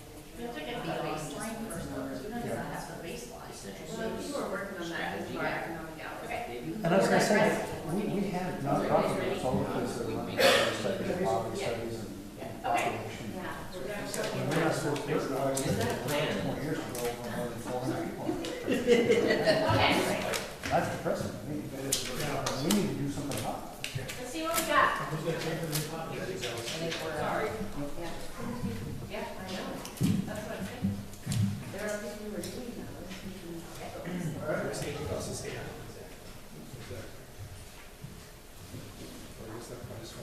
I'm gonna put them over and move them around. Okay. I put resiliency planning from the equipment over here, because it's really what this is about, right? As we talked about all this, I think we talked about funding plan, but I think funding is kind of up and above this already. We're going to move it over there. But underneath that, we were just talking about, you know, what does it look like? What does resiliency look like to the different department heads? And I think they came up with three kind of great things. Is looking out, what kind of training do I need? What kind of personnel do I need? And what kind of equipment am I going to need over the next series of years? That's the resiliency plan. And then there's the personal equipment, there's a replacement schedule, and then I think along with this, part of what needed to be said was forecasting. And so when we talk about forecasting is looking at demographics, looking at economic outlooks for the next 5-10 years. Because we can come up with a resiliency plan right now based on what we have, of what we think we're going to need for equipment, personnel, and training. But what happens if our economy jumps 20%? What happens if, you know, the city internally needs a new software equipment because we've got 3 or 4 developments coming on at the same place. So we have to be able to forecast, thank you, economic futures and demographics. That allows us to help more fine-tune what that resiliency plan looks like. Okay, so the only thing I want to ask here is under our organizational health, there is a people and culture piece. So that's about how we nurture those people versus this is about how we plan for them.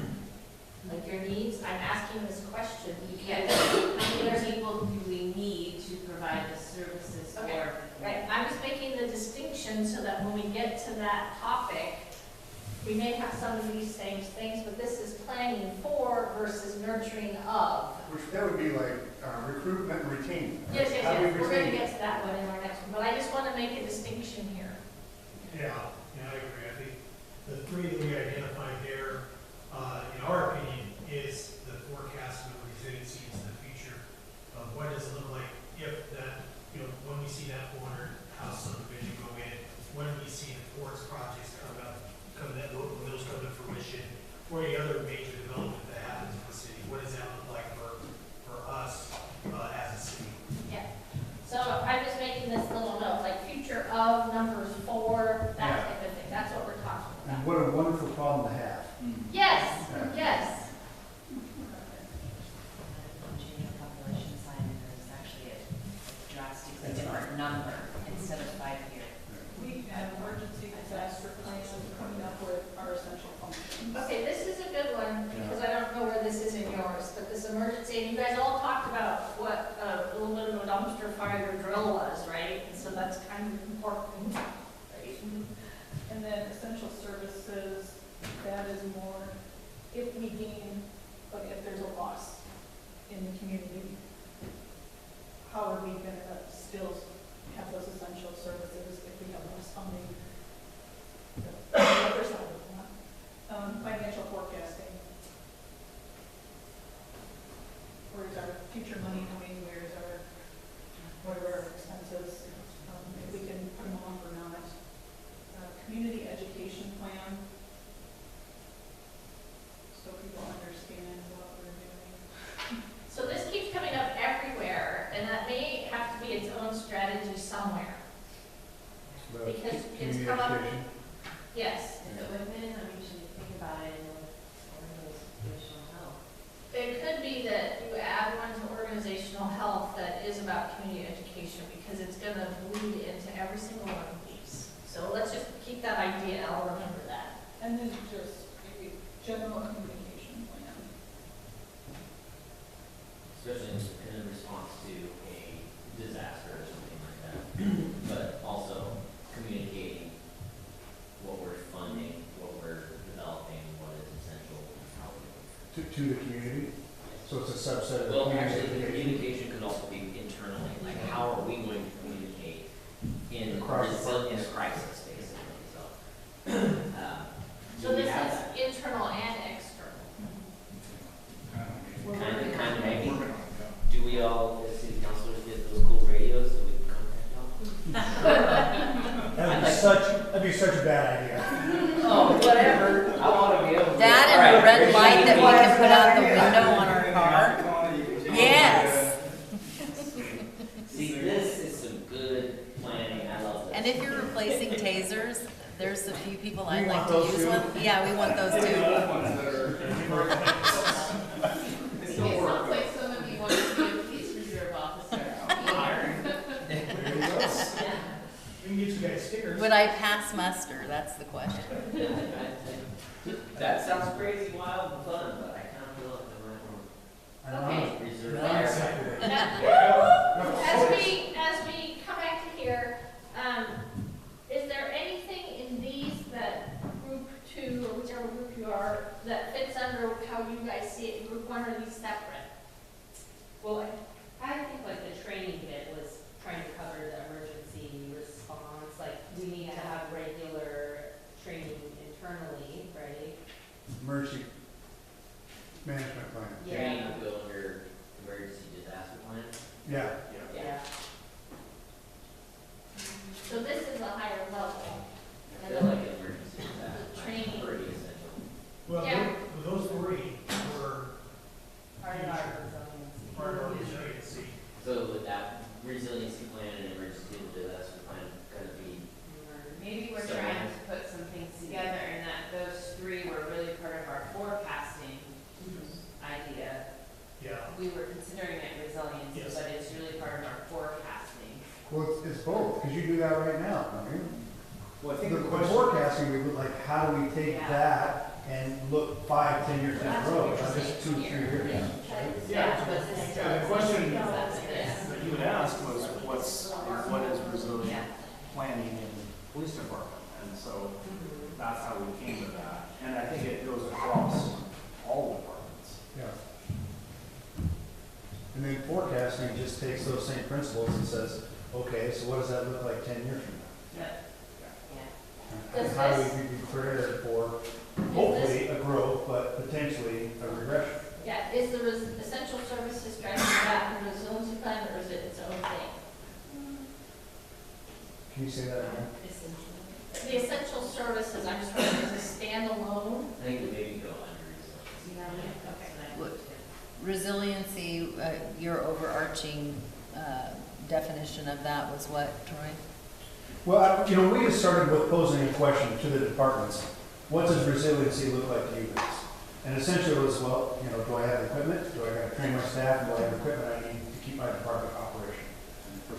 And personnel. And so that's what resiliency looked like. And then if we just take that and expand on it, say, so forecasting just means not what does that look like this year or next year, but what does that look like 5, 10 years from now? Yeah, so that would work. And I think Essential this, services looks at cutting. What is the one you What, have in what, there? what can we operate? yeah, and this one, I think is gonna be, we have a whole revenue area, and I think this one is gonna go in the revenue area, because you need funding for all these things, and you need this forecasting and planning, but you have a revenue bucket, and I think it's important to put it in the revenue bucket. Right? Does that make sense? May I ask you to read what it is? Yeah, I can. Oh, sorry. You can't read it because I'm reading it. No, it's Financial forecasting plan.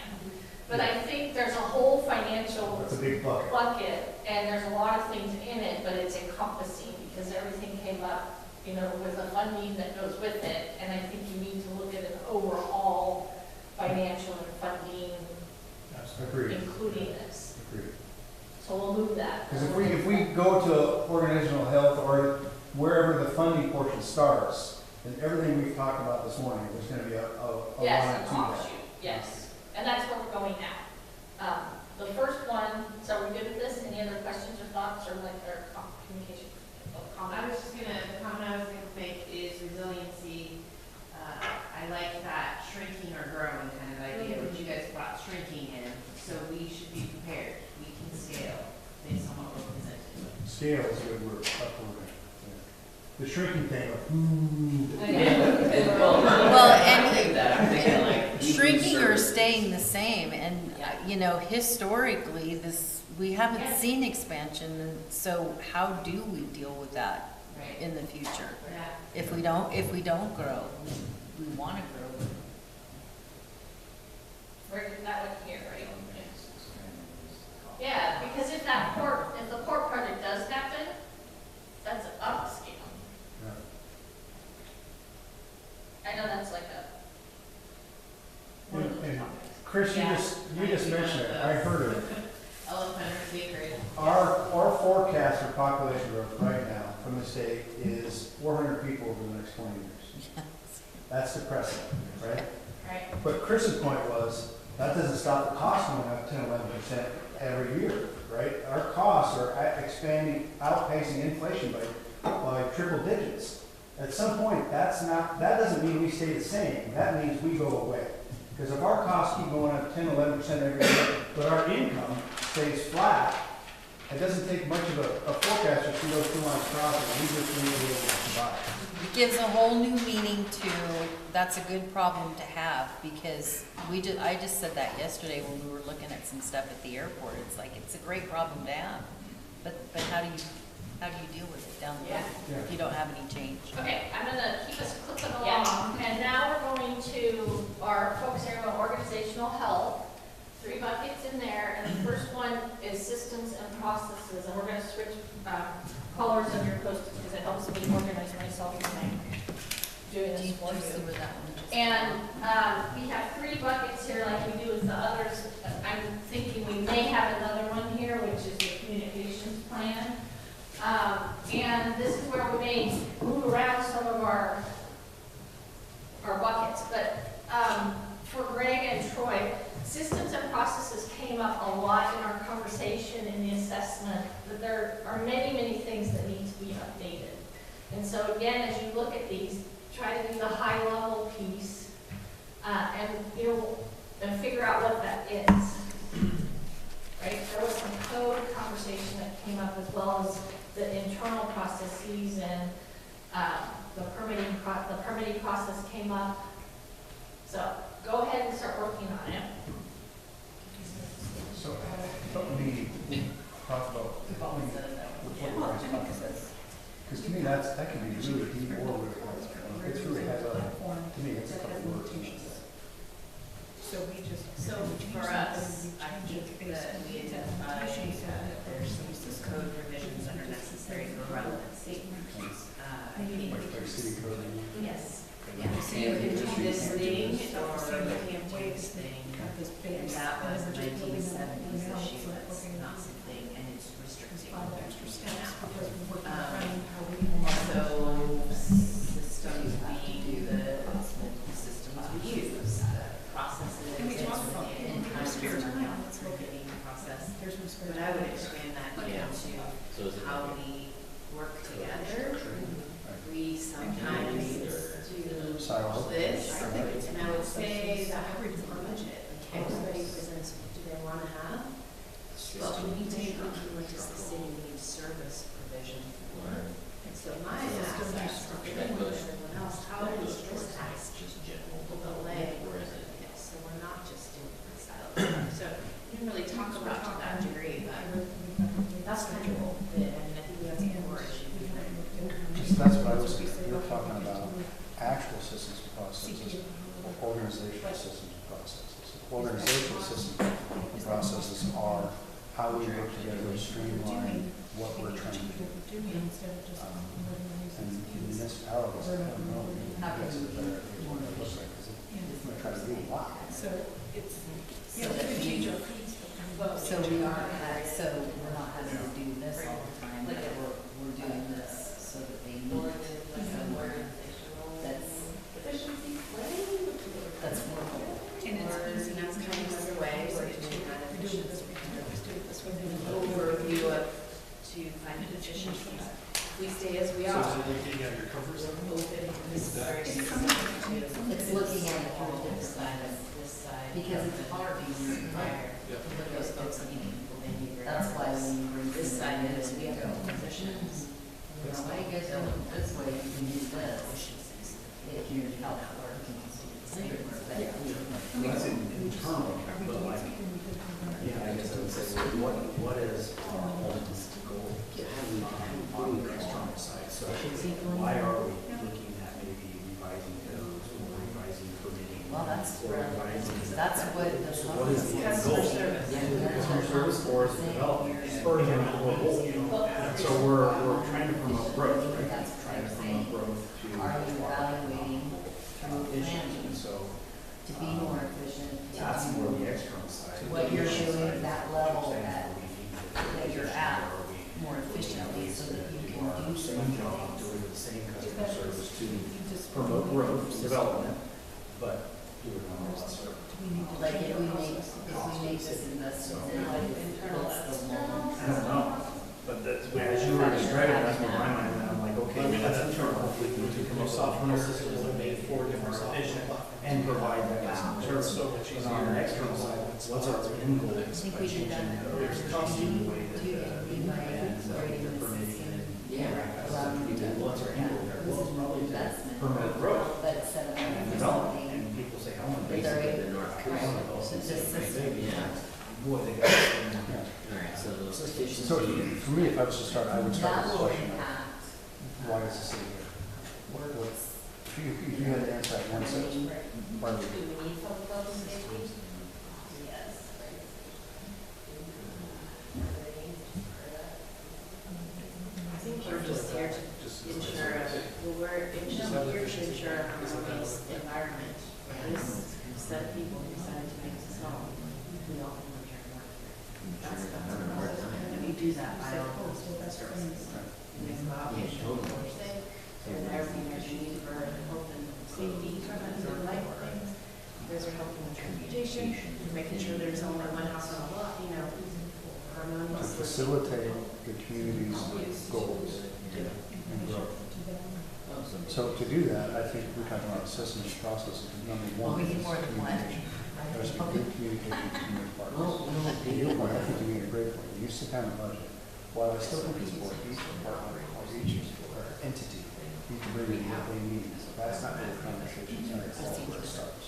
And then you start taking those budgets and go, okay, now how do we make them all work together? And it's, I might have to give up a little, and you get a little more.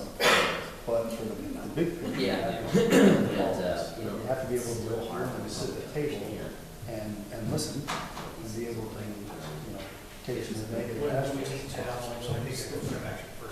Get things in place. That's what it seems like, I think it became over to me, that'd be from the planning department to us.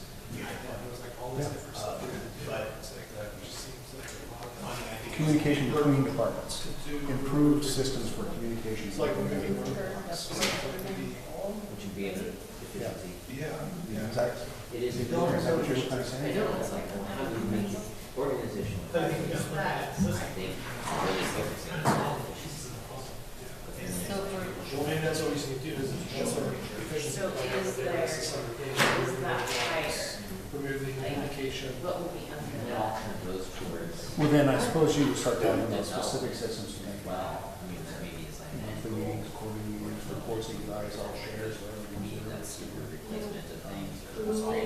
Certain Yes, software. staff and Right. establish the goal or the. I don't know how we were, because I mean, it's in service to Yeah, so help. like we got that, then we're well, all. and if it's, Yeah, it's part of the communication plan, plan, I mean, I need to keep going back to the public. plan, just put Right. any title and. Things like. But it does feel like that. The goal is to, so above it all, the goal is to You know, effectively coordinate the city's Something that primary maybe function of facilitating opens up um, a house. community where growth. parents were living into moving into an AD. And then that creates ability, other plans with that as a community. Yeah.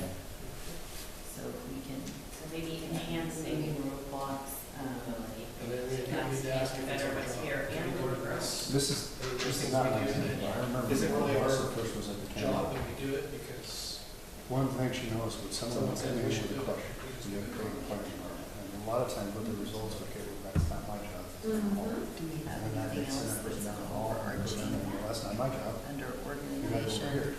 And what we needed was somebody to get up out of the desk, Organizational grab that health. person by the hand, and go, here, let me show you how this is done. Because when they walk in that door, they have no What idea about people? what any of that means or why. We're here, we do this every day. And whether we even agree or disagree, we Because, understand I mean, this, and Do this you has to be done. still have an The agent? public doesn't know that, and they shouldn't have to know that. They should be able to come here and go, how do I get from A to B? Do we have? And we should have the right systems and processes and walk them through that, and then walk them. The understanding that like So part of your role is System or process for internal. Right. And just a communication. couple more minutes. about the other pieces. Yes. Right, yeah. You put them on. And that- You get a frustrated person. In terms of staff and for two. And not just that, you know, yes, your job or whatever you're sitting at your desk is important, Yeah. but the minute somebody walks in the door, we actually take precedence. I think that goes back, I mean, like, you're absolutely right. It's almost having, like, creating a liaison for our county staff, to be able to point them in the right direction of, understanding what everybody's role is, and, You guys ready? exactly what the Yeah, we do this. Exactly. Yeah, we're ready, we talked a lot. No, we don't have a lot of post-its. It's okay, some of these may not have those. Yeah, oh. All right. So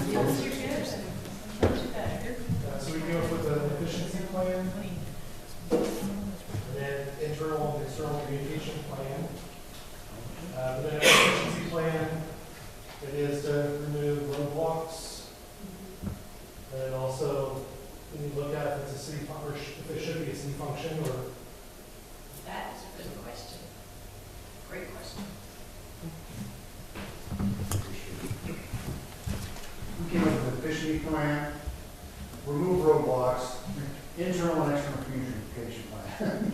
We were talking the same thing, we just didn't write it on a post note, but in our communication we're sent around is what is the city's role? What are we here for? And it is to facilitate what the community wants and where it's going. And those are the high-level systems and processes. We talked about an example. If you're a member of the public and you walk in that door, you should be able to walk in, have somebody ask a question. If that person isn't the person to do, they should be able to grab you by the hand and walk you through the process. Because you can't expect the public to know what we know sitting behind the desk. And all they want is a way to come in and do what it is they're wanting to do and looking for our help to do that. So the better our communication, and for that to work, the communications between all the departments has to be integral, so that each department has a little understanding what other department does and what their role is, and how we can assist the community in getting to whatever their goal is. Yeah, I also would like to invite to consider to put the community education plan and this overarching in here, because this is actually a systems and processes thing that overarchingly, you have a plan in place to educate the community about all this stuff. And I actually think it goes in this part of your plan. Does that make sense? Yep. Because it's come up everywhere, and I think it needs to be here, because this is about your internal, your health, and the health of your community. This is a big thing. Does that make sense? Yeah. And important to reestablishing some sort of trust. Yeah. Yes. Yes. Yeah. Have you broken trust? I think there's just a general societal mistrust for government across the board. Yeah, I can.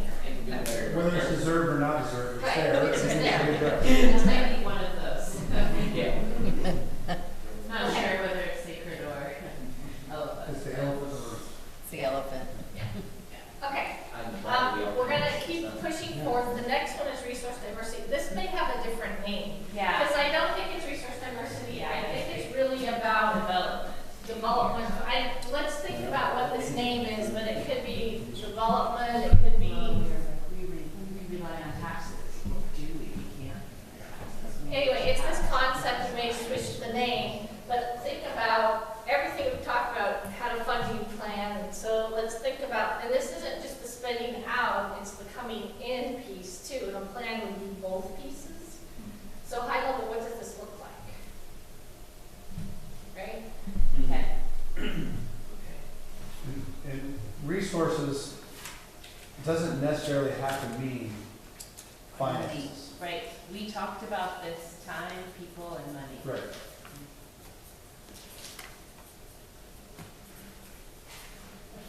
Yeah, I think it's Put how plan I, under each of those. yeah, so, well, You've got I to think figure it out. resources as our time, money, and energy, Yeah. right? It really is, because the amount of energy it takes to do something, or the capacity, or whatever, I mean, it's time, money, it's people, it's all of that. And so, let's just not think about this as money. Right. Time, talent, treasure is how I Oh, heard it. But I mean, it's essentially, Yeah, we'll just put that in there. We do have a people category next, and so the people is a part of that. Yeah. But this is the concept, this is all of these things, it's not just one of them. So go ahead. Talent and treasure, time, money. so I'm But always remember, hit on the talent funding. is probably That's under where I go people all the and time, 'cause culture I- next, My but core belief I is just that we can build our captured what economy we're and we solve talking 90% of all this. Yep. But if I push myself a little bit under that, how do we establish good resources for people, for volunteers? We're always looking for people who want to participate. And if we had better ways of engaging the community to participate Well, be research in development. a positive way. Because we were talking earlier about the systems and processes, and we're talking about the Using individual. vendors. And for me, it goes unstated. We're not talking about the person who comes in screaming at us, right? We're not talking about that person. We're talking about, the person who actually is just trying to get something done. Who's most person? We're always going to have to deal with that. But how do we develop a pool of people that are willing to give time, talent, treasure? Help the city move forward. Perceived value of what we're doing and how they can bring their. Right.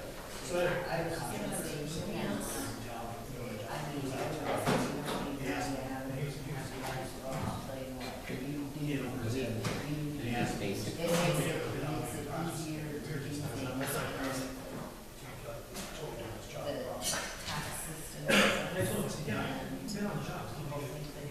system. And I think that the taxes have requirement and it's very small. I think the training part is an organizational. To me. We need to have to train.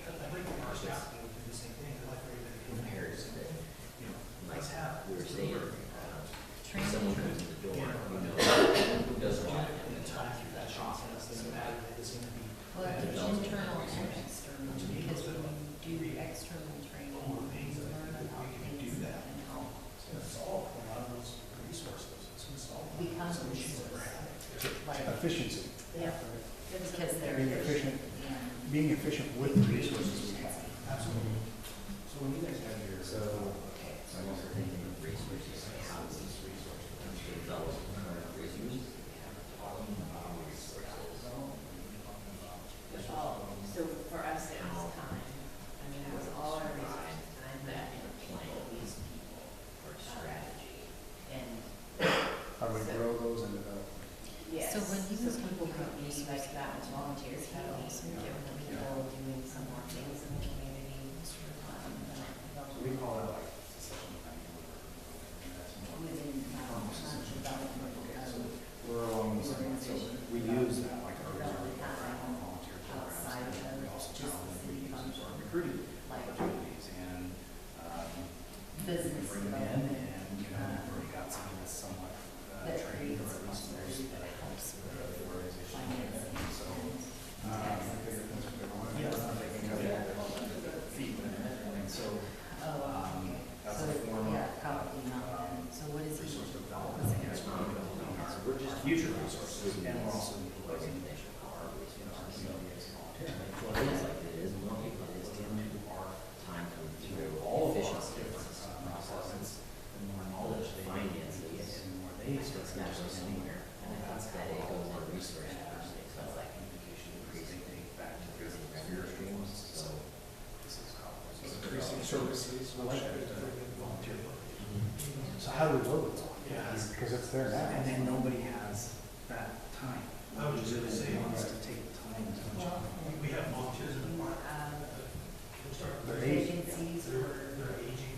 undeveloped properties, They can't find it. There's a lot of people who don't want to volunteer, where they say, those things yeah, that I like to volunteer. create prosperity inside. You can't do it on this stage park, you know, it's gonna interrupt this. So it's 86% of our community is 65. And that's not changing anytime soon. That's what we're at our original point. Let's build some economic pride. Let's get some really nice jobs. And, the demographic shifting. Those are kind of long-term. And those are great left to go. How we bridge that gap. That's what we're at right now. How we bridge that gap between where we're at now and where we want to be.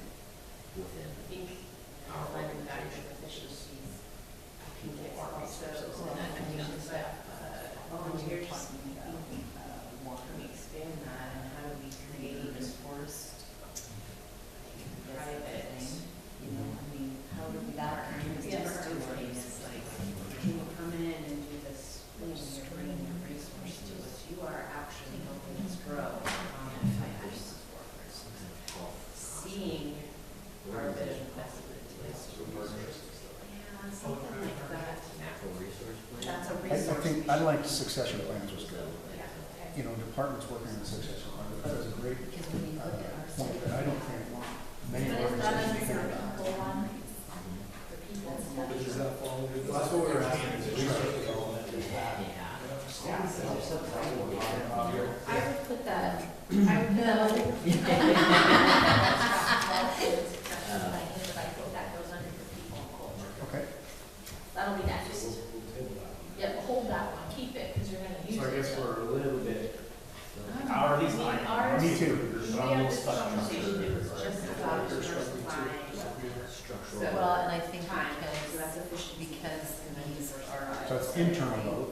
You've been We may working not have, on, like, that may be addressed here. right, processes and there's- systems. there's a lot of Make stuff that internal comes in. vote.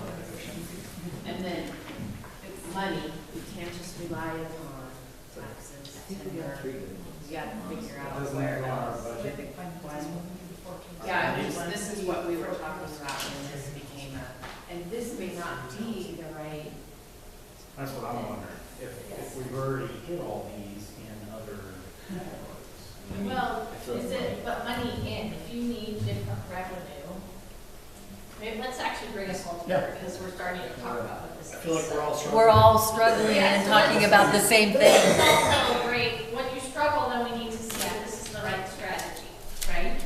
And when we initially talked about it, it had to do with feeling strapped, not, but we were actually talking financially strapped, because you even said to me, we just don't, we're in deficit budget, we don't have the money to do what we need to do. And so, and that came up all over the assessment piece, and so how, what do you do with that? There needs to be a strategy around what are you doing with your funding, and maybe it actually is funding diversity, and it's not resource diversity, it's funding diversity, because here you're working on your time efficiencies, right? Talent is gonna go under your people and culture. So what is this? What is this? Like, how do you, as a city, if you were a nonprofit or another type of entity, how would you do your business development? But you're not, you're a city, so how do you do that? Bring yours up and see what you got. So we have a service plan, where that will go. What we offer as a community, as an organization, and that has, we can increase that or look at it on a smaller scale. This has to do with,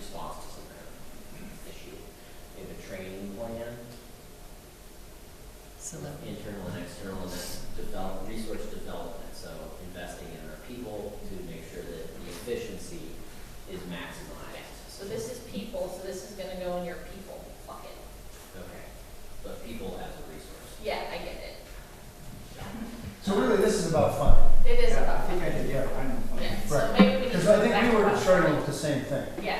And then we have city asset management plan, which is more about our resources, making sure that our assets are diversified and developed so that we can encourage more growth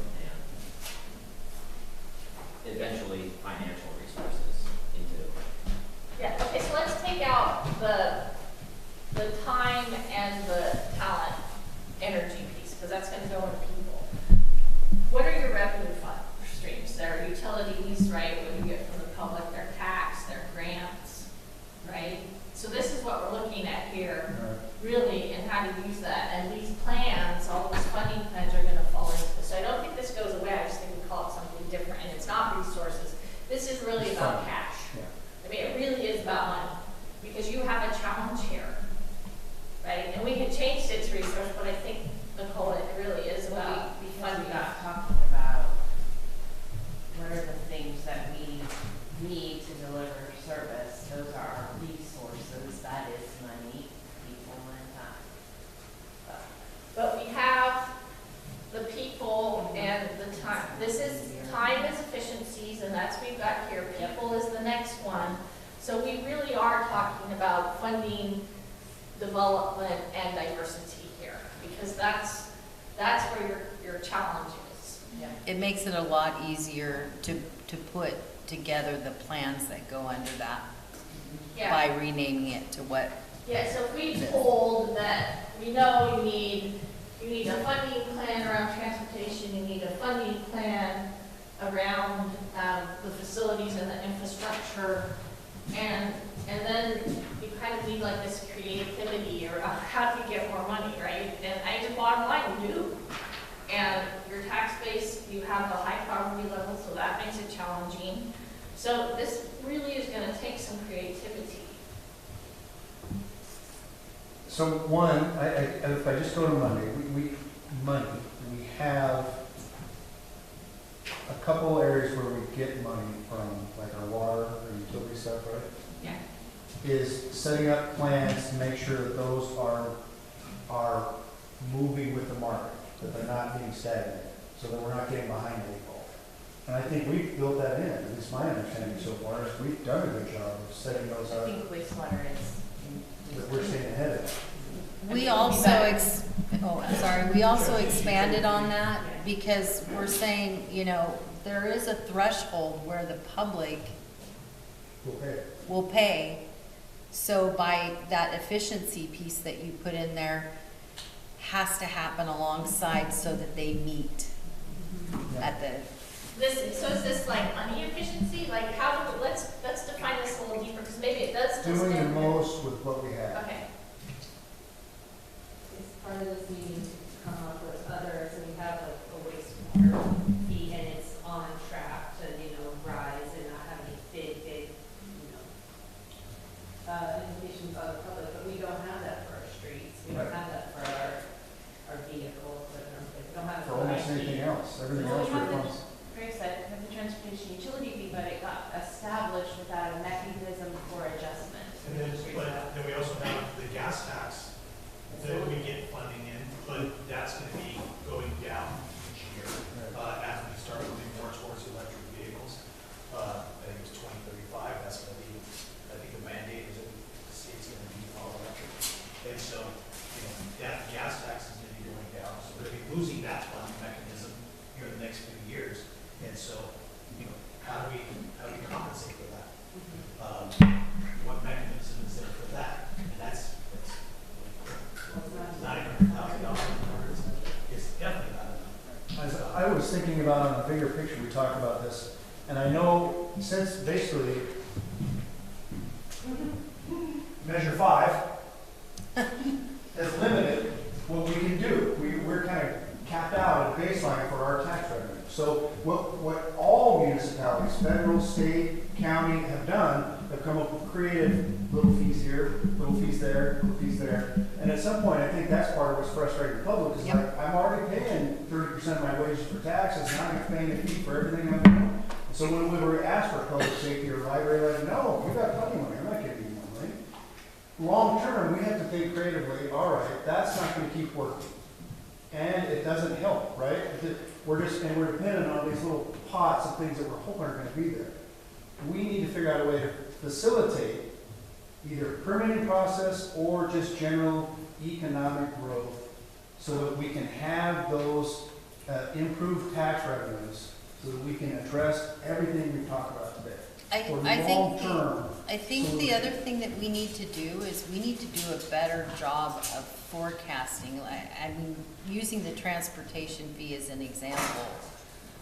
When we implemented that tough fee, we went to the max of what we felt it was gonna be needed to do that. We didn't plan for double-digit increases over that period of time, so that $10 we collect didn't even keep pace with what it costs to actually fix those potholes. And that's, part of that is about when you look to your forecasting, if you are doing better forecasting, then when you go and make a change, you can do better, a more informed type of change. One thing that we're talking about in the Parks Commission is, we're at the preliminary parts of this, is looking for alternative funding sources. What does that look like? How do we get to that? And so we've been having long conversations about this over the past few months about what are some alternative funding sources that are out there just for our parks. Is that something that could be implemented citywide? Don't know. We haven't landed on anything yet, but we're close. I think we're getting closer and closer with each meeting.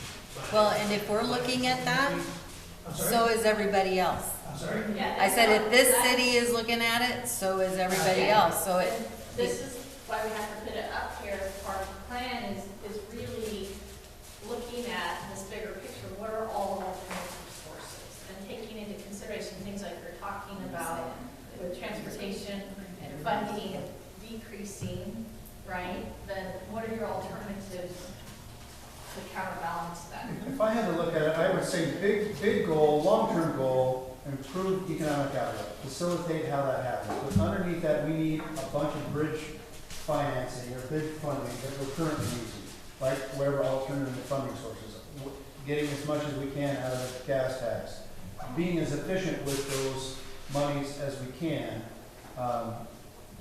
until we get to that point where we don't have to so much depend on those things. But they're necessary currently because the economic outlook we want is not here. Yeah, I was just thinking that, should we be thinking about, just this is what you just said, everybody's trying to do that. How would, instead of everybody do it independently? Doing it together, and that's we gonna just be have one. when we get to economic development partnerships, because that's where it's gonna make a difference. okay. So, I'm gonna hold this for a second. Have we caught everything that should be in here in this conversation, or is there a post-it that we're missing of a topic? No, I mean, I think we could go under subtopics, under alternative funding sources and funding plans. There could be a whole stream of what Yeah, those there's gonna might be, be. and then that But will that, but those are big yeah, subtopics. so we'll say define these, we'll say define. Is service plan? Yeah, that's what my next question is, where does that go? Based on the conversation that you had as a group, where does now, as we reform this, where would this fit? I feel like it's alternative funding. That's why I was thinking is what services we can provide that we can get additional revenue from. Yeah, that's exactly what I was thinking too. So it's like if you're providing any services that you're. Well, also it's like if we're providing some kind of attraction, some kind of service.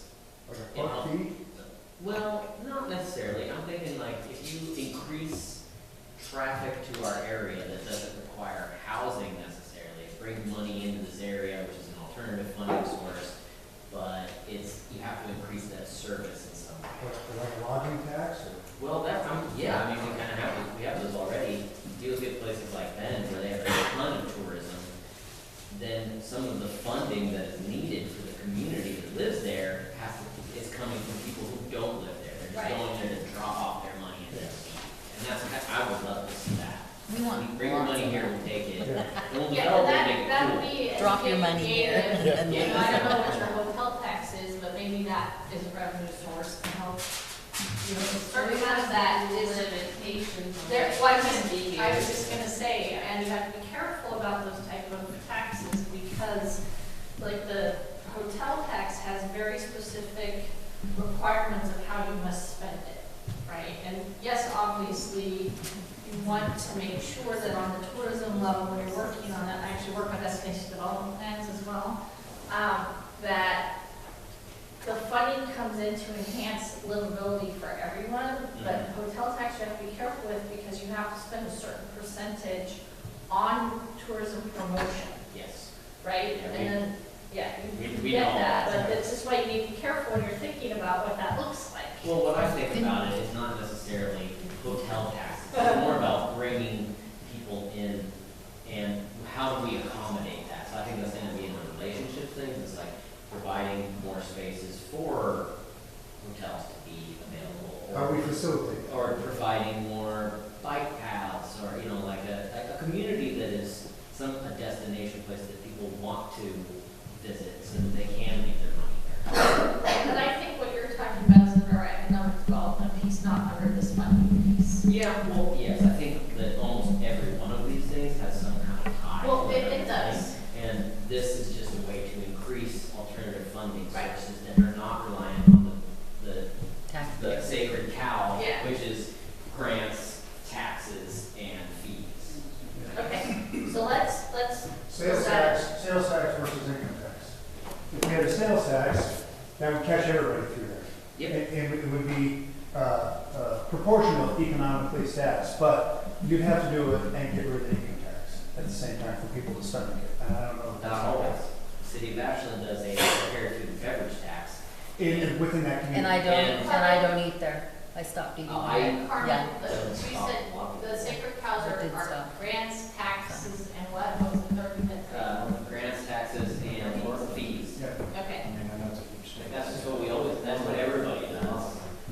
So how do you develop it or diversify it? yeah, so I'm just gonna put these in here so that we remember that part of those cows are this. Okay, ladies, we're having like 5 different conversations, so let's bring it back together. Because I wanna, I wanna note here that the cow things, which is the way you've done it, which is it's not giving you enough revenue, so you're gonna need, when you're looking at these, defining these alternatives, you have to look outside of those things, right? Yep. And you had an idea, we can argue about whether that is good or not, or what Ashland is doing. We're not gonna go there, because that's the conversation you'll have when you decide what those look like. Yep. Right. Granular. Yes, it's granular. So is there anything else here, or did we capture what we needed under this funding, development, and diversity? And some of that service plan falls under systems and processes, because are we providing beyond our scope of what? What a municipality should. Yes. Right, I was thinking about that, is where we blur that line between that should be private venture versus public. You know. Yep. Yeah, so that's again that city function question. Okay, let's just do are we good with this?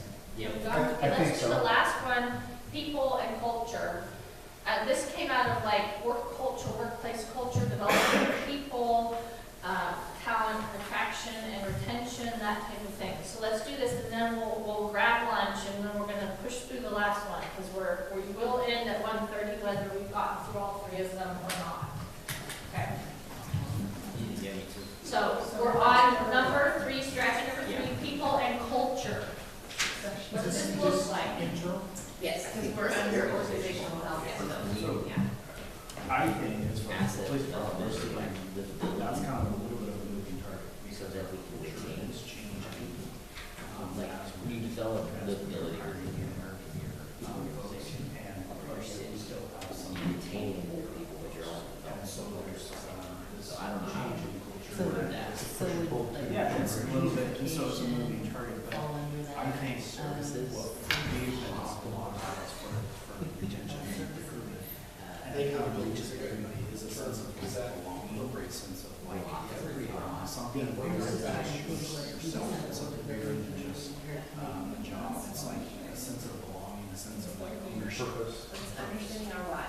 And that hits all Strategy, yeah, I mean, doing the It doesn't matter if you've been there for 20 years or you've been there for a year. feel like you have a policy and reason to be there, then. Yeah, I mean, that's a whole other Culture. strategy. Right, isn't that building a strong culture?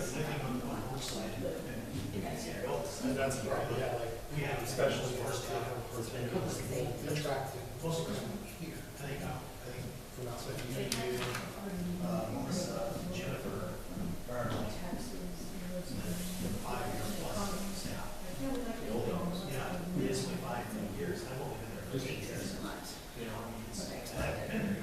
And the wages are low, so we're buying from the campaign more so why? It's a tough one. So the livability thing. So public safety would be under their, cost of living, Without the city, schools is a big one. I mean, that might be partnerships and relationships at all. without the folks out there, none of us would have a job.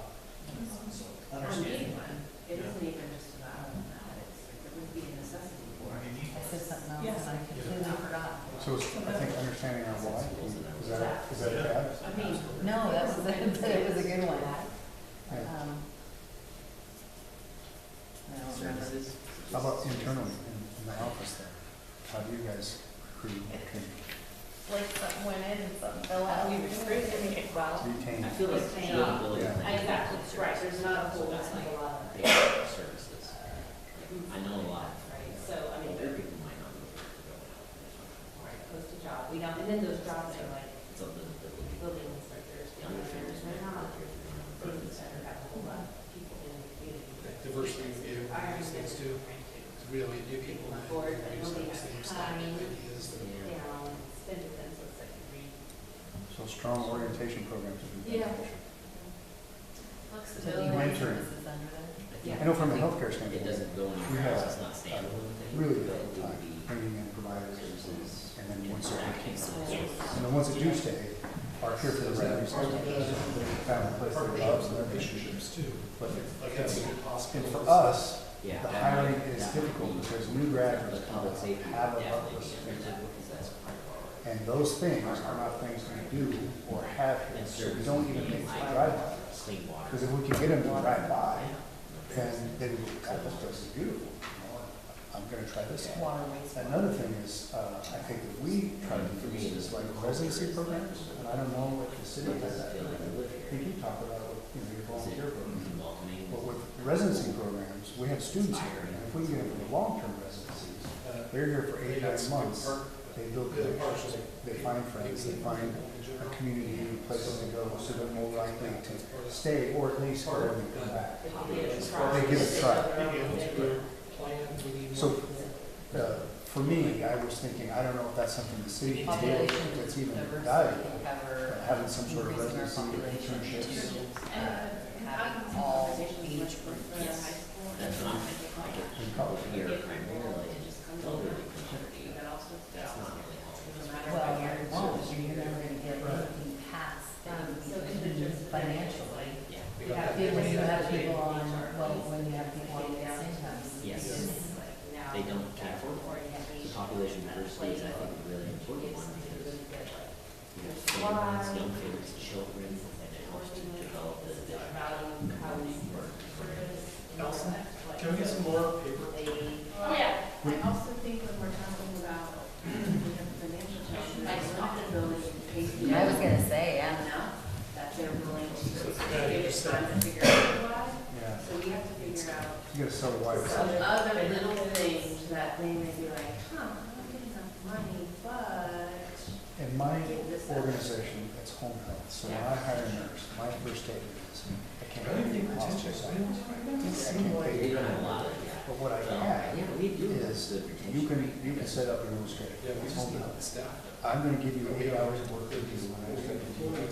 How you do that, how long, I don't care. So if you gotta see 2 patients and then you got an appointment, or whatever, you see a sporting event with your kid, go do that, and then come back and see the other 2 patients later. How you manage your day, I'm not That gonna might be take under. it. You got 8 hours of work, you figure out how to do that. That's what I Not need. people. Flexibility. Flexibility, and then when we hire somebody on, we attach them to an experienced nurse for a month and a half, however long that person feels like they need, so that then when they do go out on their own, they're not freaked out. And I think what I found in my small group is that mentoring, that hand holding each other, with some expectations of, you can't do this forever. We need to apply at some point. And I think that's part of it. You've already been through the whole process. You want to do that. Yeah, that's great. So, figure it out. That's totally true. The phrase is, the phrase is pay me to learn. Yeah. It's the neighborhood Has city. it expanded that far now? So, So town is something that we're close to, so there's like pretty big economic Right. yeah, I There is no retirement, kind of like that. but there's also, At the nothing to time, recognize what they've done, even, hey, you did a great job today. So what did that look like? As far as like I don't have enough money to. years of service and awards, It was the planning commission. Yeah. any kind of recognition. It was like 90%. Okay, make sure you're staying at the higher level, because I'm hearing you guys talk Yeah, about we're getting some in of the the weeds. details, we're getting in the weeds. Yeah, but that also might help us say what is this function of. Yeah. I think this all goes under culture. To me, the why is our culture, and then all this stuff is in the weeds. And maybe, maybe internships, maybe something to people, we're talking about training. I know, I need a second job, just like you. Internships. We're ready. Paid city council staff. Decision-making at the level. No, we're under that volunteer. Yeah. Okay, are you guys ready? Yep. All right. Get it up here. I think in most industries, especially rural areas, there's always a trouble with recruitment and retention. Yes. So, and I think we're sort of limited on what we can take. Right. At the most, we're maybe at 50% out. I'm assuming you guys try to stay around 50%. Yeah, I would say we. But you're not we coming here to generally get are. 75th percentile Yeah. wages, so it's important to understand to recruit people on the why of what we do. And with that is how you start to build culture. And I think underneath that was, these are kind of getting in the weeds. Overachiever. Understanding culture, having flexibility, Yeah. recognition, orientating, internships, all those things are how, you develop a culture. Understand this, because you said recruitment on the why. Entertaining. Yeah. And retainment's the hardest part, because it's really frustrating if you hire somebody and they're there for 3 or even 6 months. I think, at least in my industry, it takes at least a year before that person starts to pay for themselves. So if I'm always replacing somebody every less than a year, I'm expending a lot of extra resources that I don't have. Yeah. So I need them to buy into why we're here, Yeah. and then stay and train, and then make it be productive. Yeah. All right, what do you got? All right, so for us, I think the why is like this livability kind Right, of so thing. that goes in there. Just livability plan, which what that could be is very broad. I mean, that means making sure that you have public safety services, and there's all kinds of relationships that are under that, which might be under the development part. But just it's the why we live here. What makes it good to live here? We have staff volunteer development. Basically, is just like making sure that we have people and volunteers being essential to that in terms of leading towards maybe a staff role. And then we have population diversity, so that we can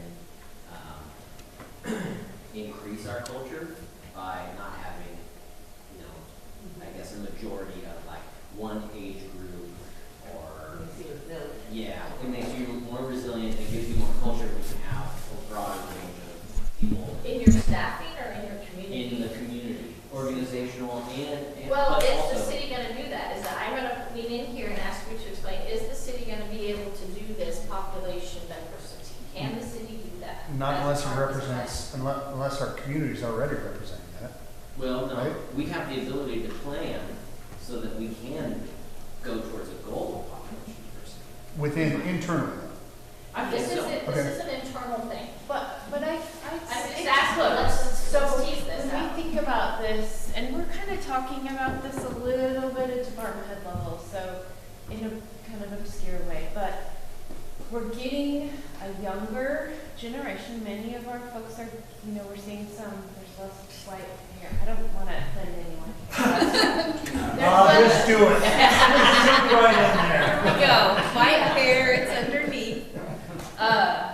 And we're getting some younger folks, and they're fitting into different ideas that we're not used to maybe having in government. And so that population diversity is really important internally, because some of us don't have, example, we want to have a communication platform that meets everybody. What do we hit? Facebook? Yeah, it's all over. Our kids using Facebook? No, we are not relevant to the generations we're hoping come to government next. Yep. So we need internal population diversity To in reflect order what we to want. help us determine how do we reach those masses. We're not, so I think it is I a feel like piece of insight. So if we focus on building internal diversity, that could help build Grow out. external diversity. Yeah, well, it definitely brings in new ideas, For- which could help us to attract a wider population diversity.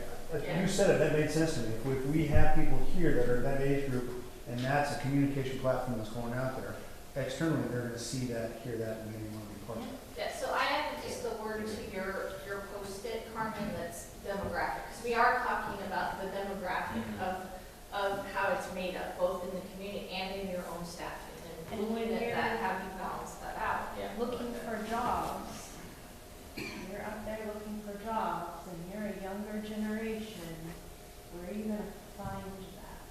You're probably gonna be looking at what is happening on TikTok that talks about communities here. What is happening? We're not touching any of those places. Those people don't know how to find us. But I think that's part of the culture that you're establishing as a department head.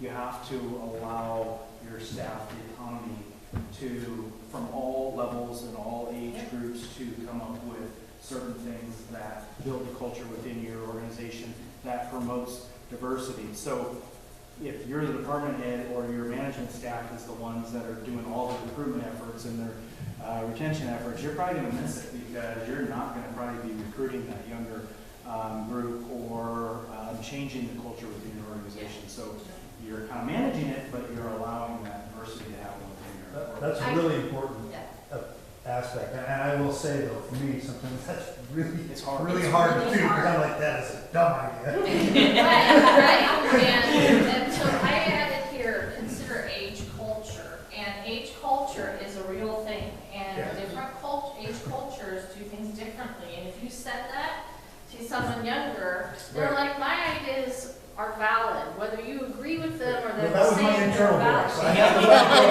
I'm smart enough to know. I have a 24-year-old and a 27-year-old, sometimes I'm like, what? But it is about, and what we know about this age culture, it's not that they don't want to do things, it's that they need to be valued and seen that their ideas are important too.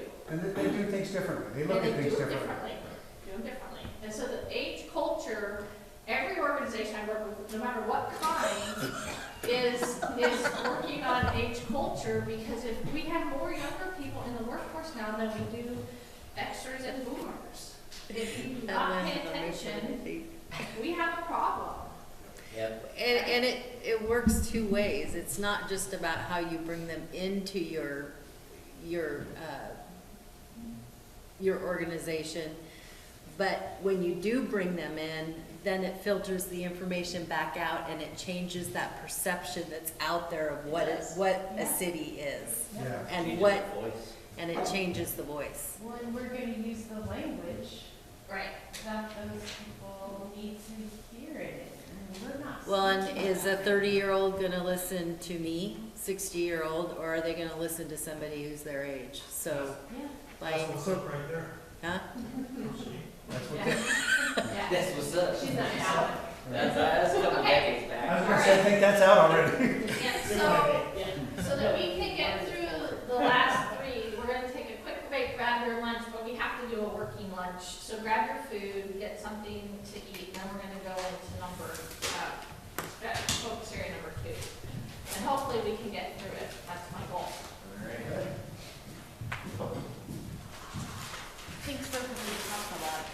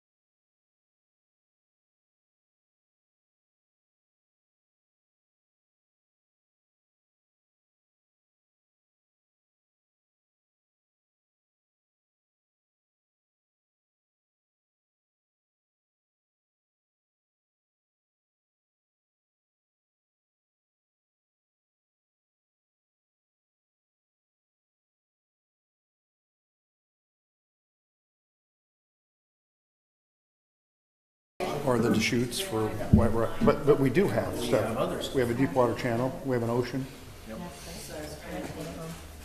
We still have timber, we have forest.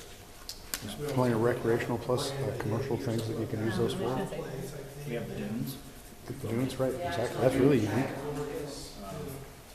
And I know those are all like what's going to help drive tourism, but I think, because I grew up in Bend and I went to high school there, and we moved there in the early 80s, like when Bend was a little horse town, and I just saw how they developed that community, and of course there's a lot of attractions to it, but it wasn't always like how it is now. And I'm not suggesting that we want to become Bend, because Bend has moved completely off of what. But anyhow, they capitalized on what they had on. But I think too, like, when I think about like locally, what's important, and I have kids, so there's all these groups doing soccer, baseball, swimming, all these things. Bring like the next step for tourism, how do you like invest in some kind of like, that has that A rec center, community center, yep. So then, you've got some industry business, but then you can bring in somebody else in there, That was sort of my point earlier, was they're all separated, and you're diluting the volunteer and capital resources. But if you put together, built like a big community center, you could capitalize on So it. we're totally missing the mark on like not having a community center, in my humble opinion, because like when you look at like bringing in like trainers, or you want to have an event here, we don't necessarily have the money to do it. We have the mill, which is great partners, but that's not City of Coos Bay. That's not. So is this specific for the Coos Bay or is this the community? Well, I mean, this is our strategic plan, so city, if you don't. I think we're part of the community. I don't know that you can separate it, right? I think, what is our role in growing that? Right, I mean, this is the area, I guess, what is our assets, what are things like bringing in the tourists? I think I'm just going to tap on what you said, Chris, because I remember Bend in that way too, because I grew up there. My grandparents had a place in Camp Sherman. And yet I joke now, it's like, good God, if I'd have just bought 10 acres back there, I wouldn't worry about anything right now.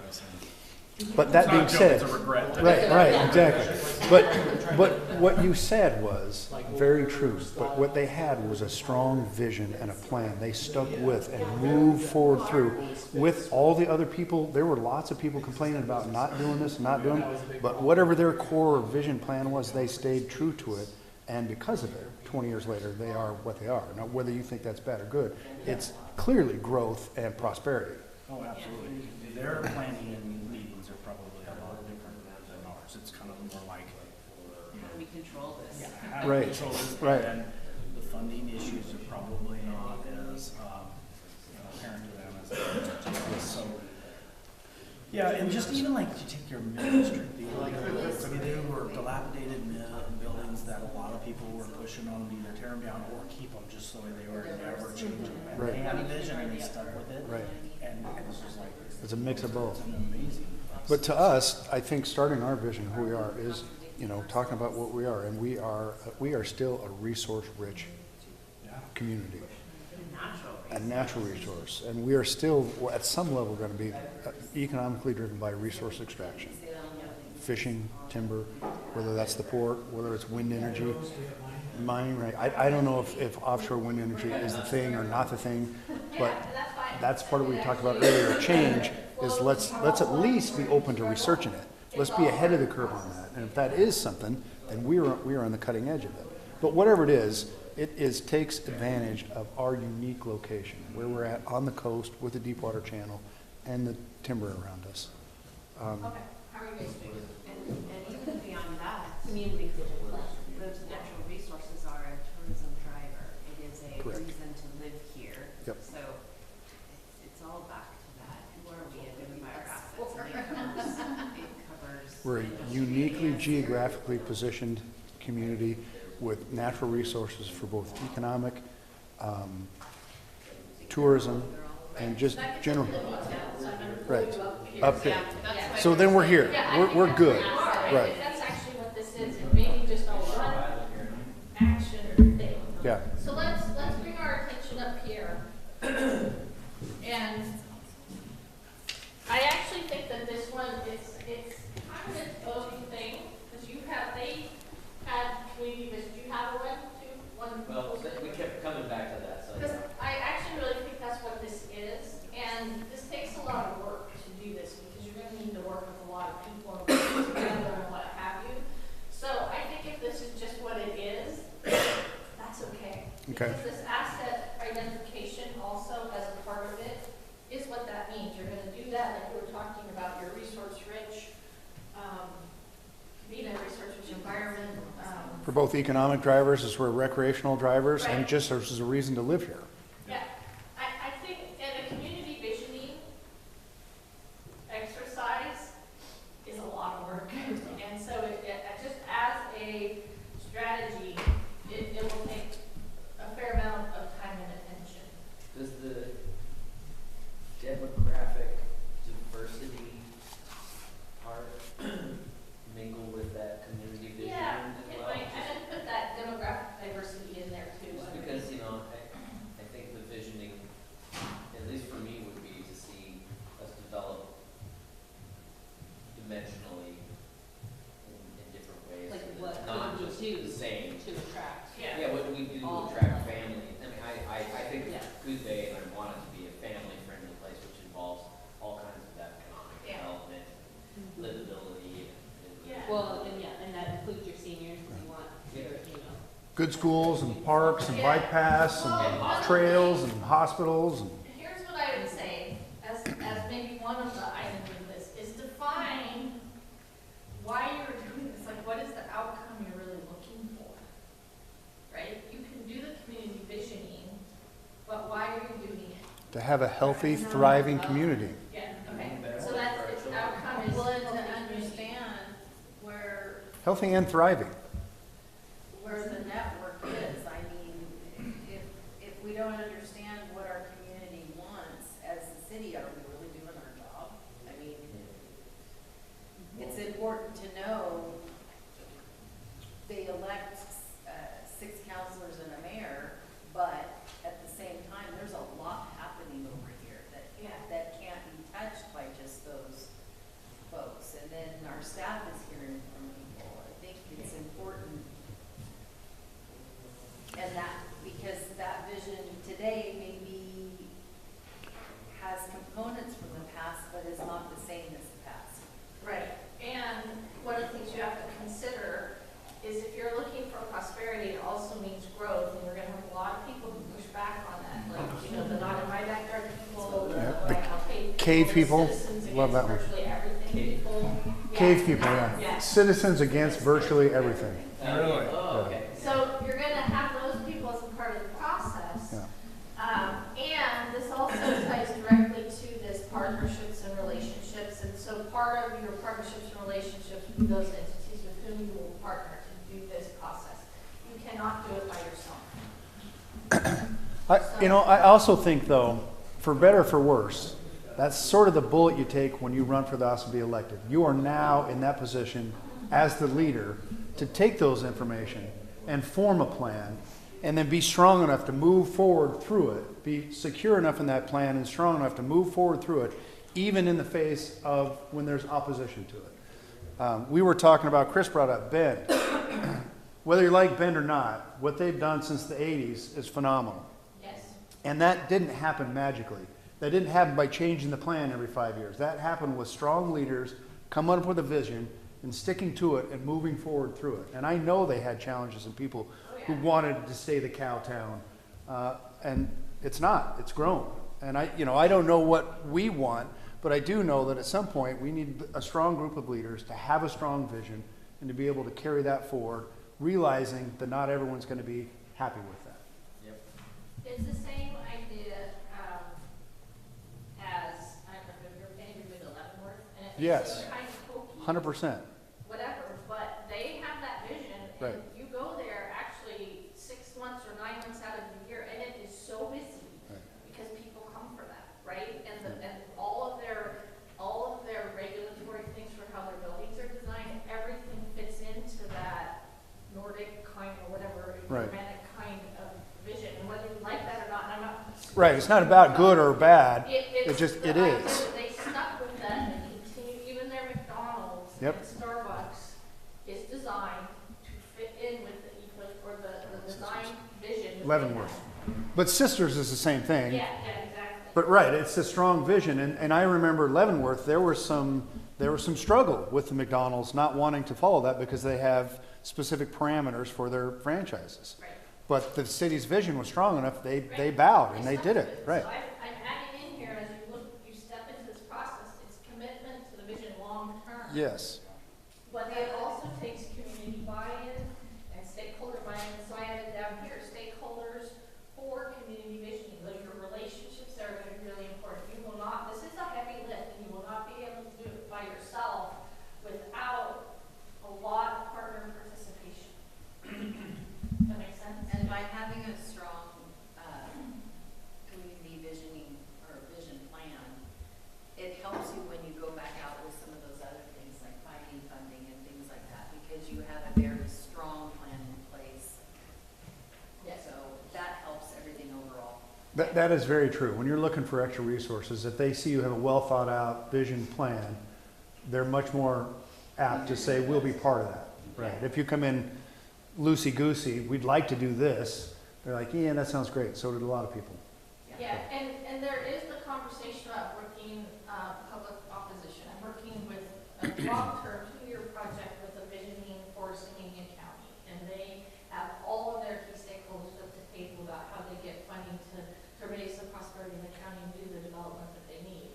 But every voice of every leader is around that table. It's a smaller county, but everyone's around the table, and this has been I'm going into my 2nd year with them, so that everybody is on page. And one of the things we talked about is having a public relations point of contact who's actually designing their messaging so that all those leaders say the same thing when the Cape people and the NIMBYs come and they're like, wow, what are you doing, right? Right. So that they're in lockstep. And it also means that there may be decisions in that stakeholder group that sometimes doesn't work for their particular entity, but they still are behind it. Do you understand what I mean? And that's the kind of relationship we were talking about building. If you're going to work on, when you work on this and implement it, it's not just doing the plan, it's actually sticking to making it happen. I totally understand. That's the concept of, we can have all the arguments behind the scenes, but Yes. once we come to a decision, then we all have to get behind that unified front and present that forward. Yeah, okay. Let's move to housing, and here I would ask you to think about what is the city's role in this and what you can and cannot do. So what are the areas where the city can impact housing? Yes, and so think about work plan items. Also, Yeah, so think about just the work plan items that are gonna impact housing. And I had this conversation when I was working with other cities because it came up like 20 different Post-its that we worked on. But when we really got down to it, there were very few things that were tools for the council to use or the city to use to help grow housing. We know housing is an issue in every community, it's not just your community. So take a few moments, there may not be very many Post-its here. You need to look to what your tools are and how are you going to strategically work on this with the tools that you have or tools that you need to develop, which may be a council decision to do different funding structures or different coding or something like that. And this is here because we knew if we grew and developed, we don't have housing. Exactly. So there has to be some connection. Yes. Yeah, so go ahead and work on that. We only have about 8 minutes to do it, and because we have the last one to do as So well. if I look at a big picture from a government's role, our job is not to build housing. Our role is to facilitate private industry building houses.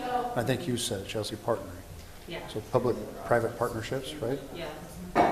It's the development process. And then just making sure that we have systems in Streamline place the that development. expedite it Because that's or where facilitate it and Developers are looking at Hampering progress, what, right. if it's onerous. Permitting then process, do I it. guess you could say, but I don't know if that's too much in the weeds, but. Well, and then I think government can play a role in like what you guys have done already, like when you do partner up with a developer that's gonna develop something, maybe there is some ways that whether it's tax breaks or whether it is partnering up with like infrastructure needs and stuff like that, I think that's important. So the large scale, But then I think there's also a lot to be said about the Mom and smaller, pop. smaller folks out there, the smaller developers that are Yeah. infilling houses from there, or tearing down a dilapidated place and then putting a new one up. Actually, no, it is, because you wasn't white Yes. and expecting that monetarily because you weren't thinking federal law. And then it impacts you in the long run, so you know, why would you? This is how you get through it. Yeah, and so does a plan, this is your plan. Everything, we just put a plan. Well, But like one of them says, how do we get to yes? How do we get to, how do we walk through the process? We understand that this is your issue, but how can we help you overcome that issue? And we should be the smartest about our code. We know where there's gray. We should be able to use the gray pathway. Right. So we need to be So, facilitators. I'm just putting these up here because we're so. facilitate, because I think when we're talking about that one, that to me seems like more like developers and commercial stuff. This one needs to be partnership with individual community members, or if we want to call it mom and pop like we talked about. But for instance, I think we've got some work to do there, because while I was a big proponent of we got to have great roads and sidewalks and lights, I totally get it when the person comes in and goes, well, wait a minute, I was gonna build a $400,000 house and I got $600,000 of road work I'm supposed to do. Yeah. How does that make sense? So I don't know if there's a way that we can develop a funding source where we could either prepay that and let them pay it back. Can't, but there are so many mechanisms being built right now at the state where we can borrow and it can be paid back. Well, so it's, we have to have an awareness, like have our. Gray areas. Yeah. Yeah. The city's the one that does the zoning.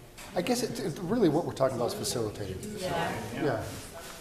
And that piece of that is just having an awareness of what's happening outside of the city. And then getting into the weeds, it's establishing the culture that starts from you down through the staff, like, no, help that person. Okay. Show them how to get it done. Don't tell them why they can't do it, which is what they hear. We're gonna come with, we're gonna bring forward some ideas for you guys. Okay. There's things in the state we'd like to put in place here. It's weird, but Well, let's we're do it. gonna go do it. If we're trying to Like help. multi. Nobody's done it yet, but we Well, put it on the number books so one, they could, That's, and with some other stuff. Okay. So, do you have anything else? Yep, I think that's it. Okay, so I think this one is particularly important, this facilitator or convener role. It means you could bring all the people together to have a conversation, but you're not gonna do everything because you don't have the power to do everything as a city. You have the power to work on streamlining your development processes, looking at your incentives plan. And we talked about it being a plan, not just doing the incentives, because if you are not conscious about what you offer, you might give away the bank and not have a way to fund things in the future, right? Looking at a services plan, what services are you gonna need to augment as, say you get a lot of development and you do it because you've done all the right things and you've come and all these things, right? But if you haven't thought about, okay, we're gonna increase housing by 400 units, I just put that number up. But That's a legit number. yeah, right, good number, right, good guess, right? What services do you have to augment to be able to support? Right? And so this is so important, and this is where people get all excited and do something, and then there's long-term ramifications that they haven't thought through. Right? This for us though is more than just convener, facilitate, like for example, the 400 unit thing. They want a secondary access point. Crazy thoughts, we're gonna dump you into a place, we've gotta figure out how to build a road where there's not a road, it's a parking lot. Yeah. So we are facilitating a process to make it easier, accessible. And we were also talking about, This too. Yep. some of this conversation is like big developments, but part of it also is being able to facilitate the mom and pop Yep. who are wanting to contribute to the community and making that easier for them. Yeah, say I'm a small developer, and I want to build 5 houses, but that's what I have the ability to. Or 5 just houses, one. just Right. 5 houses. Or one house. Right. I'm gonna bring a mobile home in, that's, Yeah. 80 grand, and I gotta put a $400,000 $400,000 sidewalk in, right? Well, I think this might be 2 things, because I do think you have a convener role Yep. as well. So I think this is maybe two different items, because you do have a convener role of bringing community people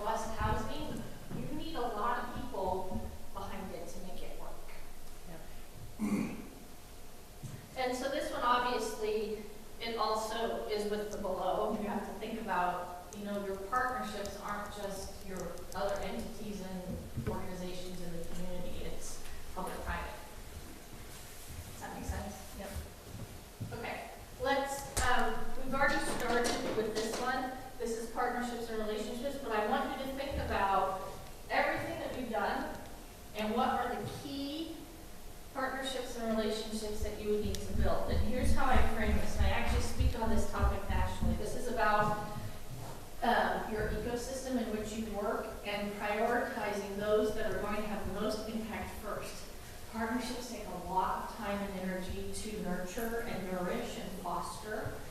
And so as a part of your plan, you will have a ton of relationships, but what are really the top ones that you need to move the dial on the things we've talked about? That's the frame through which I would look to do this. Does that make sense? Yep. And it doesn't mean that you're not gonna have other smaller ones. It means those are the ones that you need to put the most time and energy in to do all the things we've talked about. Okay. Yeah, so go ahead. Primarily the ones up there need to have be a voice in the state.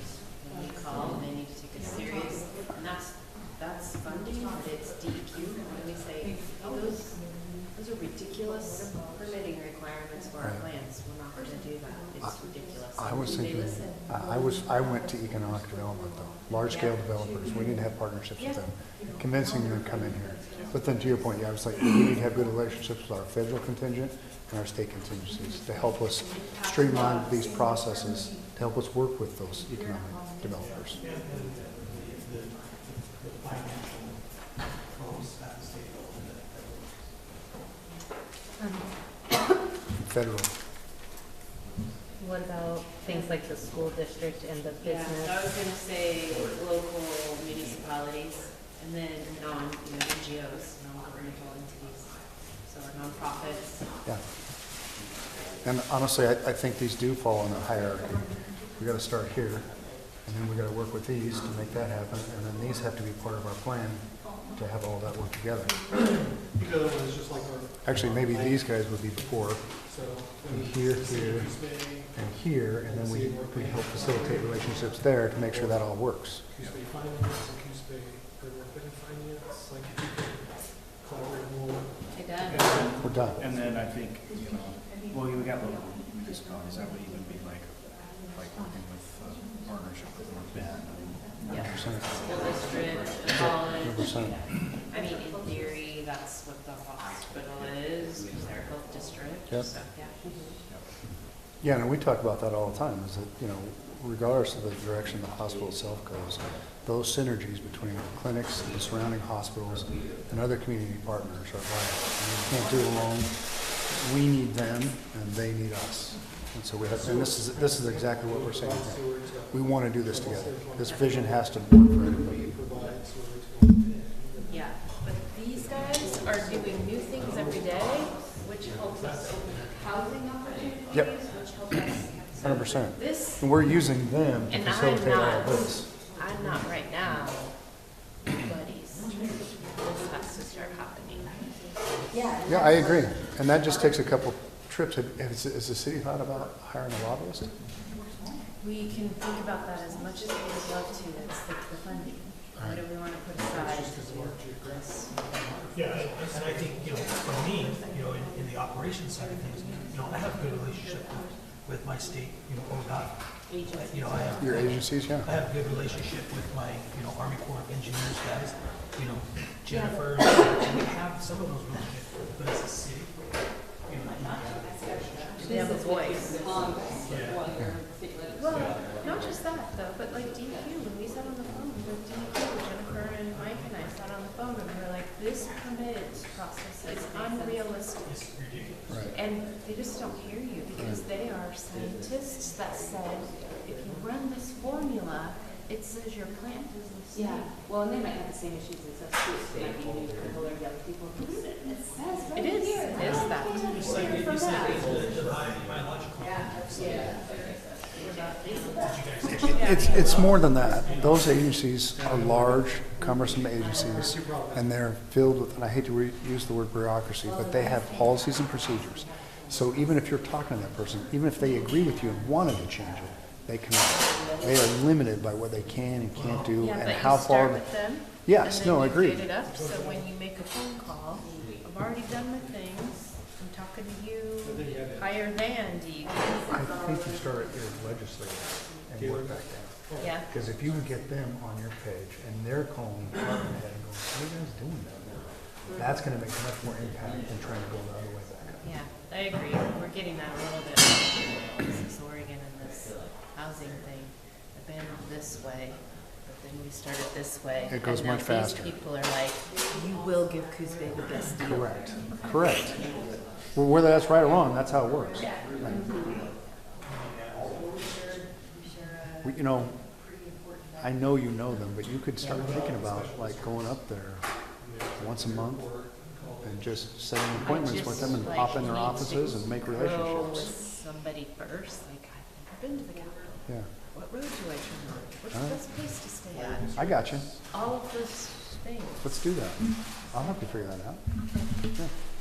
Because you're right, it's important.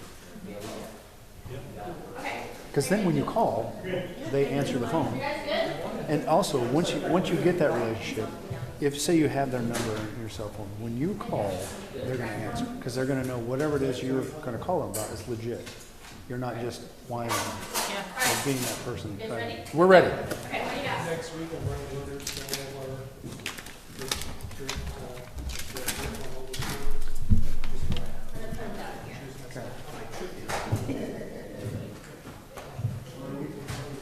Here, perfect. So we started with the concept of economic partnerships with various developers. And then we thought that spread into, we gotta make sure that we're including our local municipalities as well as other local NGOs. So just our community members being in conjunction with our plan and then using our contacts with our state and federal leaders to help facilitate what we're doing.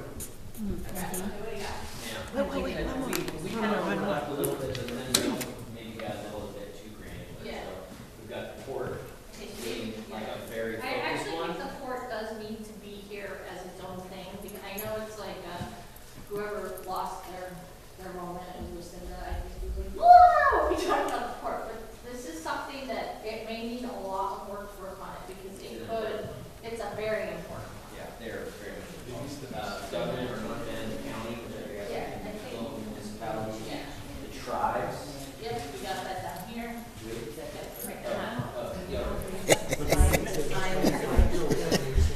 We're number one. The tribes are their own government. Yep. Yeah, yes.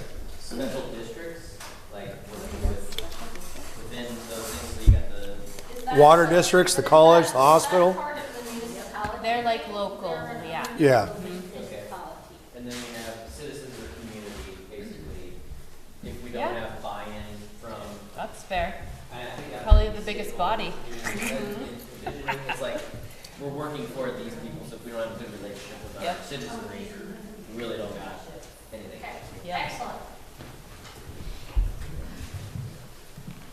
I would make one like governmental, and then these are underneath it, and that's. Yeah. And I'll transcribe it and add that, like Yeah. governmental, and it would be like tribes, state, federal, you might even use county. Yep. We have But it's- county in there. yeah, you've got your county here, but it's all, special. that's all. All of those are So some sort of how are governmental. we Other governmental. Prioritizing, that was the challenge that I was thinking. We get all of these different, and they provide a different kind of connection.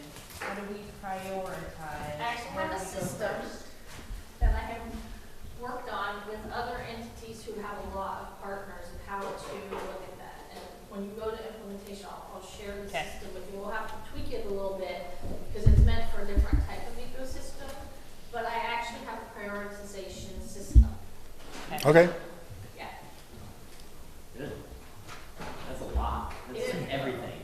That is a lot, and that's why they actually, and it sounds kind of crappy to say, oh, I need to prioritize my relationships, but you actually do.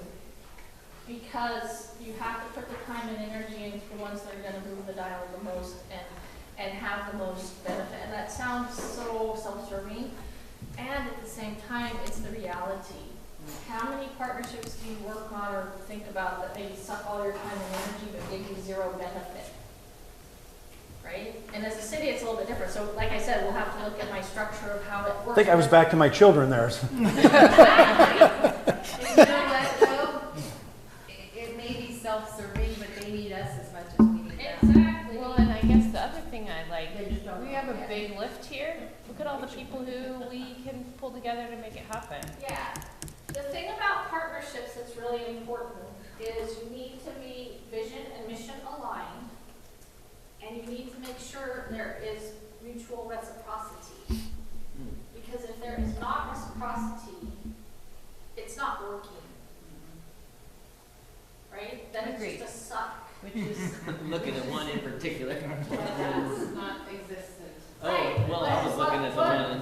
What would it take, you're looking at this one too? Yeah, I'm looking at that one. So, So it may need, Okay, good. this may need a different approach. Take the cow out of it. You know what the challenges are. I'm aware of what some of the challenges are with this one. But how do you have a different approach? Yep, we gotta change it. And sometimes it's a groundswell of different people approaching who have a different kind of rapport. It's about getting creative. There you go. Right? So Linnell and I walk Thursday morning, Oh, good. so we're starting. All right. Yeah, it also means, I walked into a very challenging environment once as a CEO. And it was for a chamber of commerce actually. And, you know, there had been a lot of burned bridges. And what I said is, look, I understand there's history here, but I'm inviting you to look forward with me rather than looking at the past and staying where that is. Yeah. It's hard for someone to say no to that. Yep. Because I was visioning forward. And this is part of what you guys are doing here. You're visioning forward, and you're asking people to join you in a different vision that's not the cow. Right. And not hold on to these old beliefs that are limiting beliefs and limiting structures that are not allowing your community to thrive. Your commitment is to a thriving community. Yep. Right? So if you invite people, join me in this conversation about having a thriving community. How many people are going to say, I don't want that? Yeah. Oh, there's 4 or 5. Yeah. I've heard them. Yeah, Yeah, no, I agree. My point is, people are drawn to the light, not the dark side. Yes, so right? that's where you got to keep Not your the cave focus. people. Yeah, well, hey, people, they're in darkness. No, to your point, you're right. Yeah, That is where you got to keep your focus, and that's where you got to keep your vision. And what you're hoping best too with the cave people is at least turn down the volume, Yeah. because they're probably not going to go away. But try not to make them be the focus and stay towards the positive and the light. Be conscious of how much of your time they're sucking away. Right. Listen, because you have to, because you're a public entity. However, thank you. I've heard your feedback. We'll take that into consideration of our entire big picture plan for a thriving community, right? I know Yeah. it's easier to say than do, but you know what I mean. I do. Yeah. You want to focus on what you want. I had a really, really difficult partner once in one of the jurisdictions that I worked, and a mentor of mine said, keep doing your good work and making the impact you're making, and people will gravitate towards that. And they're going to stop listening to this person who was like broadcasting out negativity, and it actually happened. Yeah. Yep. I hear you there. And I guess the other thing too, is like with the port, for example, we have a history and we know there's new commissioners, there's new people willing, so we have to kind of like, okay, that's what we knew, but we're leaving space for. Right, and you have different traction. They're also in the process of doing their strategic business plan.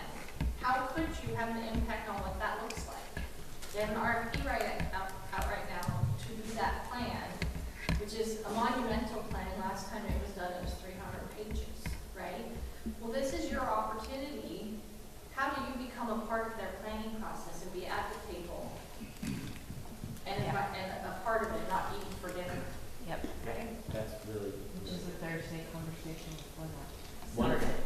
All right, I love that. Right? I love that there's changes. She's just, I mean, there's people who are gonna help guide that, just like there are people who are gonna help guide it, so, but it starts with that. Yeah, no, that's great. It's wonderful. Okay.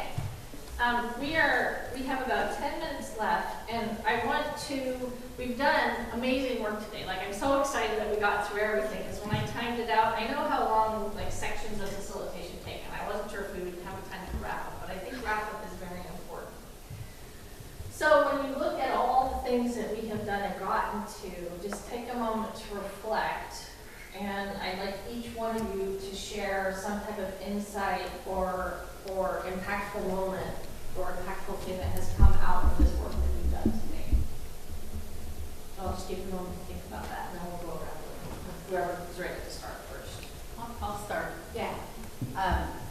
We were broken up into 2 groups, but what was amazing when we went to put our Post-its on the board is how much in alignment our thinking is.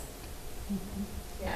I noticed that too. That's a very good indicator to me that we have people and the best interest of our community in mind. Who's next? I'll jump in.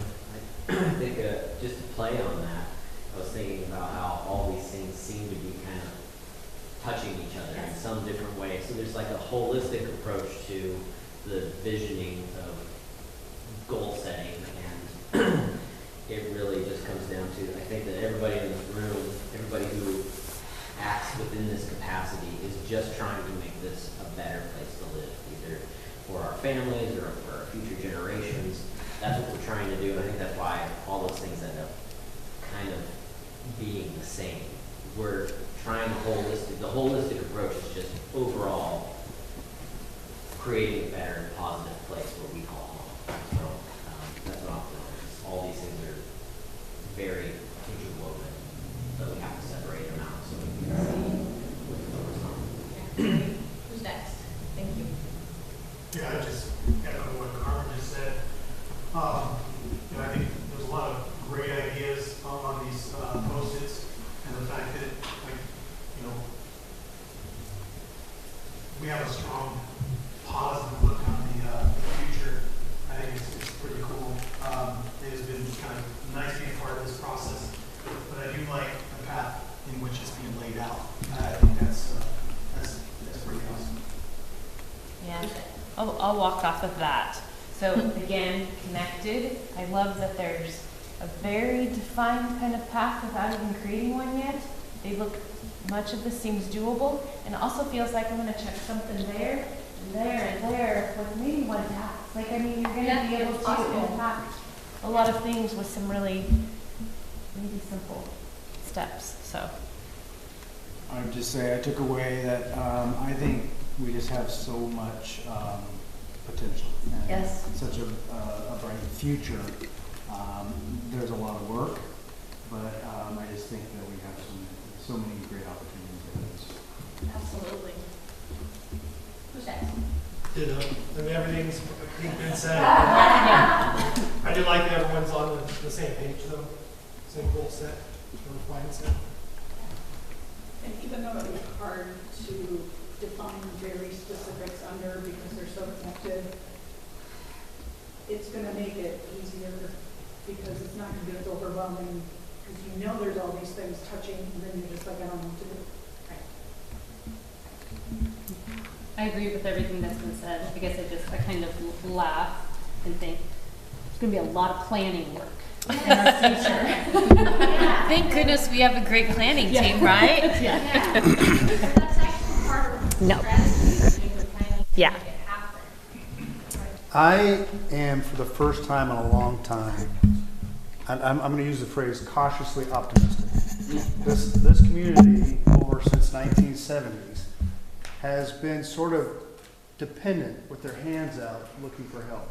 And for the first time in a long time, I feel like this community has the potential to take its own destiny in its own hands and move it forward. And I'm seeing this cross-connected again across industry. I see it in leadership at the port. I see it in leadership in our health communities. I see it in leadership at our city levels. And for the first time, I really believe that we have an actual opportunity to move that needle forward, to make that change that we've all wanted for 30 years. And it's just really encouraging to feel like, wow, there's really some concrete footings to all these plans that we're doing. And we've got some great leaders and staff members that are all participating in that. And it's kind of fun to be, even on the outside part of it. So. It's fun to be part of, the force, not the dark side, right? Right. Yes. What's our name? Like, we got all these other NIMBYs and caves. Mm-hmm. Yeah.